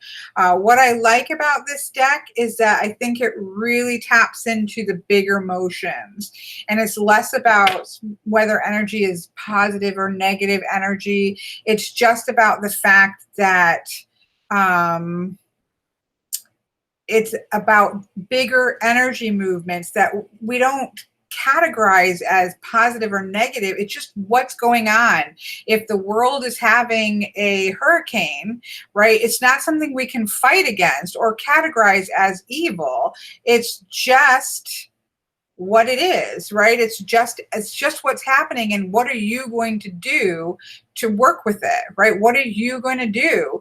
And so that's how the energy of this deck feels like, is that it's not going into good and bad. It's just the energy movement of the world, and how do you move and flow with that energy? What are you going to do if a storm is happening? You know, don't shake your fist at the sky. Like, get some cover. get out of the lightning, right? But I will say, this is again my trimming, so obviously, or my edging, so that's going away. But the card deck itself is just, the card stock is amazing. It's held up to a ton of riffle shuffling, and it's just beautiful. Anyway, sorry folks, because I'm getting ready to do, as I was saying earlier, I'm getting ready to do like an update on all the decks that I reviewed. And so, I think somebody asked me something. Oh, no, Zach did. Who is Claire Mack? Like, I don't even know who that is. I'm so bad, Zach. I have too many decks that I can't, and that doesn't say anything to me yet. I just Google search it so I can see. Oh, she's doing another one? See, I don't even know who does this, because I don't even have it ever in the box.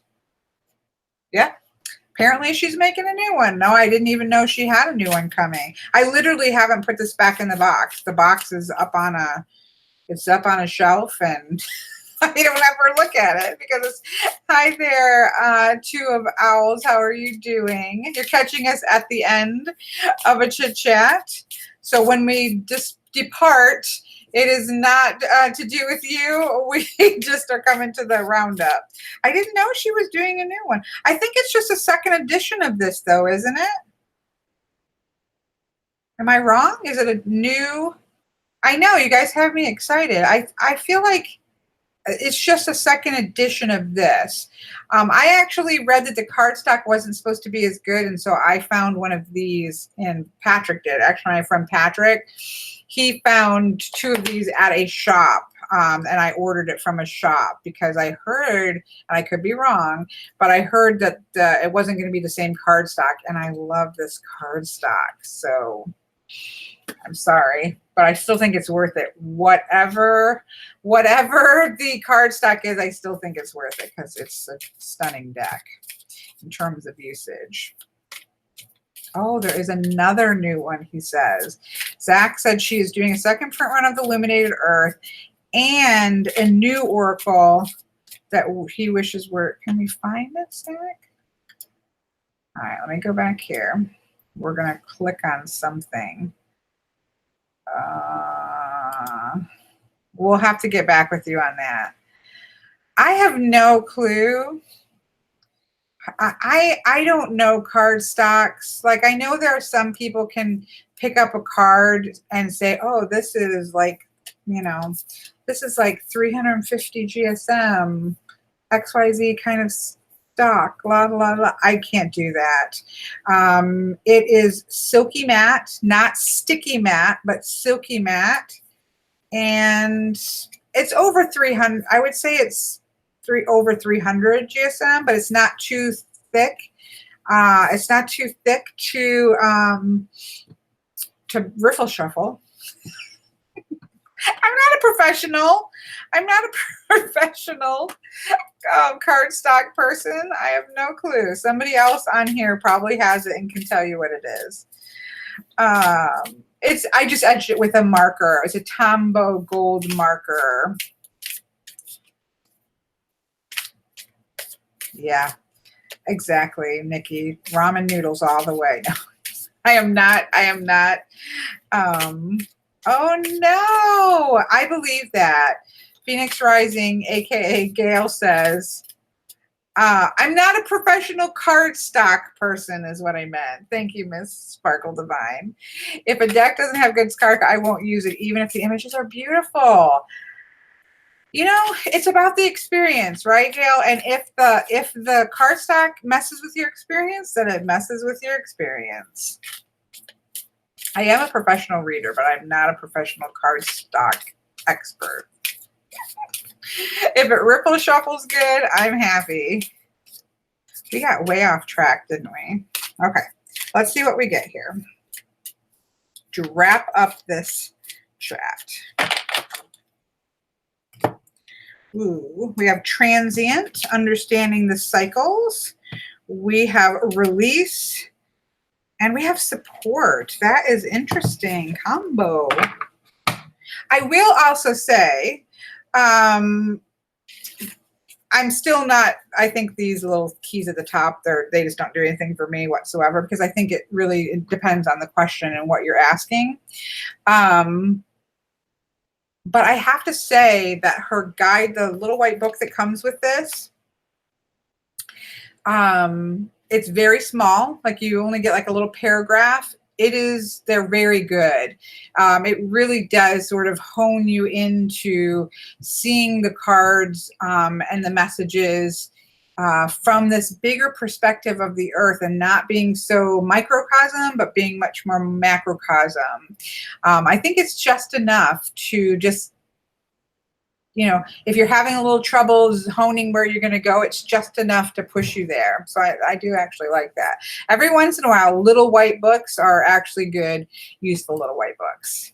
Anyways, here we have, so you know, when I do 3-card pulls, the center card becomes sort of the main theme with the cards around it contributing. So the main theme that we have here is the concept of release, right? That there are constantly things that we need to be letting go of, and then new energy comes in and we let go of it, and new energy comes in and we let go of it. It's a constant cycle, as we see with the transient card. So the transient card is all about how things are always shifting and moving in nature. Nothing remains the same. Things are growing, they die, they go back into the earth, something else grows. Cycles of the moon, cycles of the sun, cycles of the earth spinning, cycles of the universe, right? Everything is just moving and shifting and changing all of the time. And so this idea of release is not a one and done thing, right? In order to support ourselves, have grace for ourselves, to support ourselves and others, we have to constantly be releasing energy so that we can let new energy in. You know what that makes me think of? Let me see if I can find it. It's one of my favorite cards. Sorry, folks. I know we're over time, but sometimes we can go over, right? It's all right. This is one of my favorite cards in the, and I think it's appropriate to this message here. It's one of my favorite cards in the Margaret Peterson Tarot, which you all know is one of my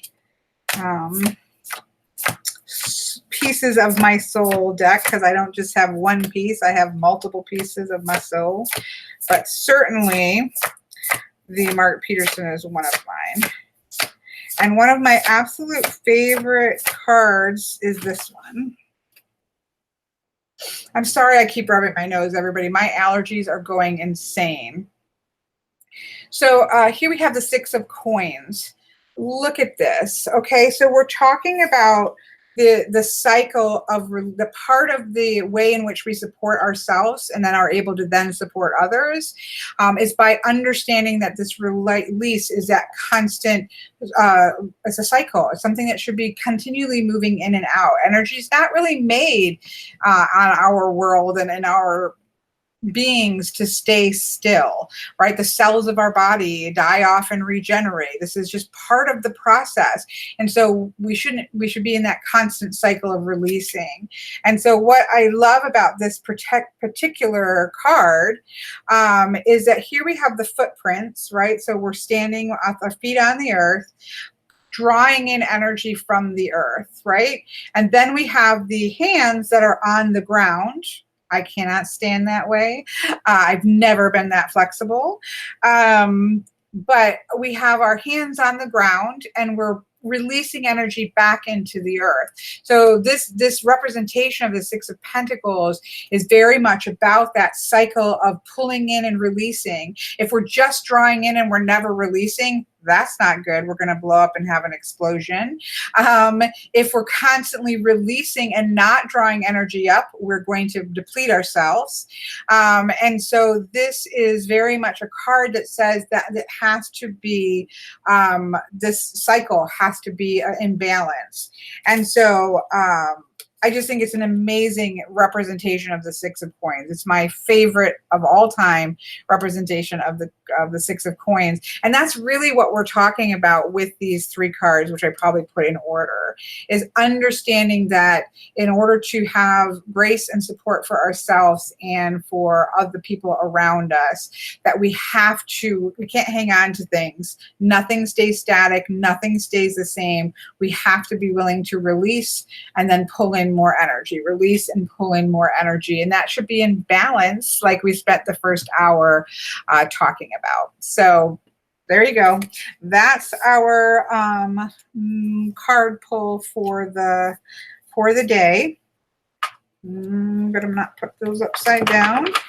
And the deck, in case I didn't say, the card deck is the Margaret Peterson Tarot. And it is also about balance. Yes, I just saw that, Mr. Elron, but you are so right. It wraps up and brings us full circle back to the beginning of the chat. I know. I was just going to say that too, Sparkle Divine. Miss Havana, it pulls us right back to the beginning and this idea of balance, which I think is really a lovely, neat little bow at the end. No, I have not, Gail. Phoenix Rising, aka Mr. Gale. I have not. I probably don't want to. You know what? I love his Seven Sphere, Tarot of the Seventh Circle or Seventh Sphere. I always get it wrong. I love this one so much. Sevenfold Mystery. I love it so much. I just don't even feel the need for another one unless it's the Buddha Tarot, which you can't find. No, not the Buddha Tarot. I mean, that's cool, but no. You know what is the Bram Stoker Dracula Tarot? That one's a hard one to find. Anyways, okay, I am done. Thank you all for your patience. Thank you all for coming to hang out with me. Thank you for your patience in, trying something new with a subject, a topic, and then random chit-chatting. I hope that you have an absolutely wonderful rest of your weekend, that you find some balance, whatever that might look like for you. Also, remember our card of the week, folks. Remember our card of our week. Have love and grace and hold space for yourself and others, because blessed is the influence of one true loving human soul on another. The energy passes right along, but you have to start with yourself. That's our message for the week. So don't forget that as you move into, oh dear, I will look it up, Gail. I'm going to just let me, oh, it's scrolling. Open up a Google on it. Thank you for Mr. or Ms. Yoda. I know that you're trying to have a discussion about the origins of tarot in Egypt. The chat that we're having on Saturdays are generally really light. Well, they're not always light, but they bounce around to multiple topics. I do have a set topic at the beginning. We're just trying that out, but we're not, it's not really conducive to diving into a topic like the origins of tarot. For me personally, the origins of tarot is in playing cards. It is not in Egypt. So I don't have anything to offer to the discussion of tarot as originating out of Egypt or the original Egyptian deck or anything like that. I just don't have anything to offer to the table. So I do appreciate your trying to spark the conversation. It's just out of the parameters of just kind of having a lighter chat at the end of this. So I do appreciate the topic. I just don't have a lot to offer to that particular conversation. I am going to be doing a walkthrough of historical decks, Yoda, but this will go back to where I see the beginning of which is out of the playing card movement. And so that's, you would be looking then at the Sforza. If you want to look at how a lot of people will see the beginnings of tarot as we know it, you're going to be looking at look up the Madrone or the Sforza or the Solabusca. So those would be three that you could take a look at and see from that perspective. So hopefully that will give you like a direction to dig into for some of those older decks as well. But we were glad to have you. I think you're new to the channel, so it was good to have you around. I just didn't want you to think I didn't see them. I just don't really have too much more to add to that. I feel like it's something Zach might very well be knowledgeable about it. Yeah, I don't know anything about the Egyptian nature of those types of things. Yes, thank you to the mods. Thank you to all the mods for linking. I appreciate your work. Thank you, Misty, for reminding us of that, but I appreciate all the works of the mods in keeping chat moving clearly, reminding me when I miss things,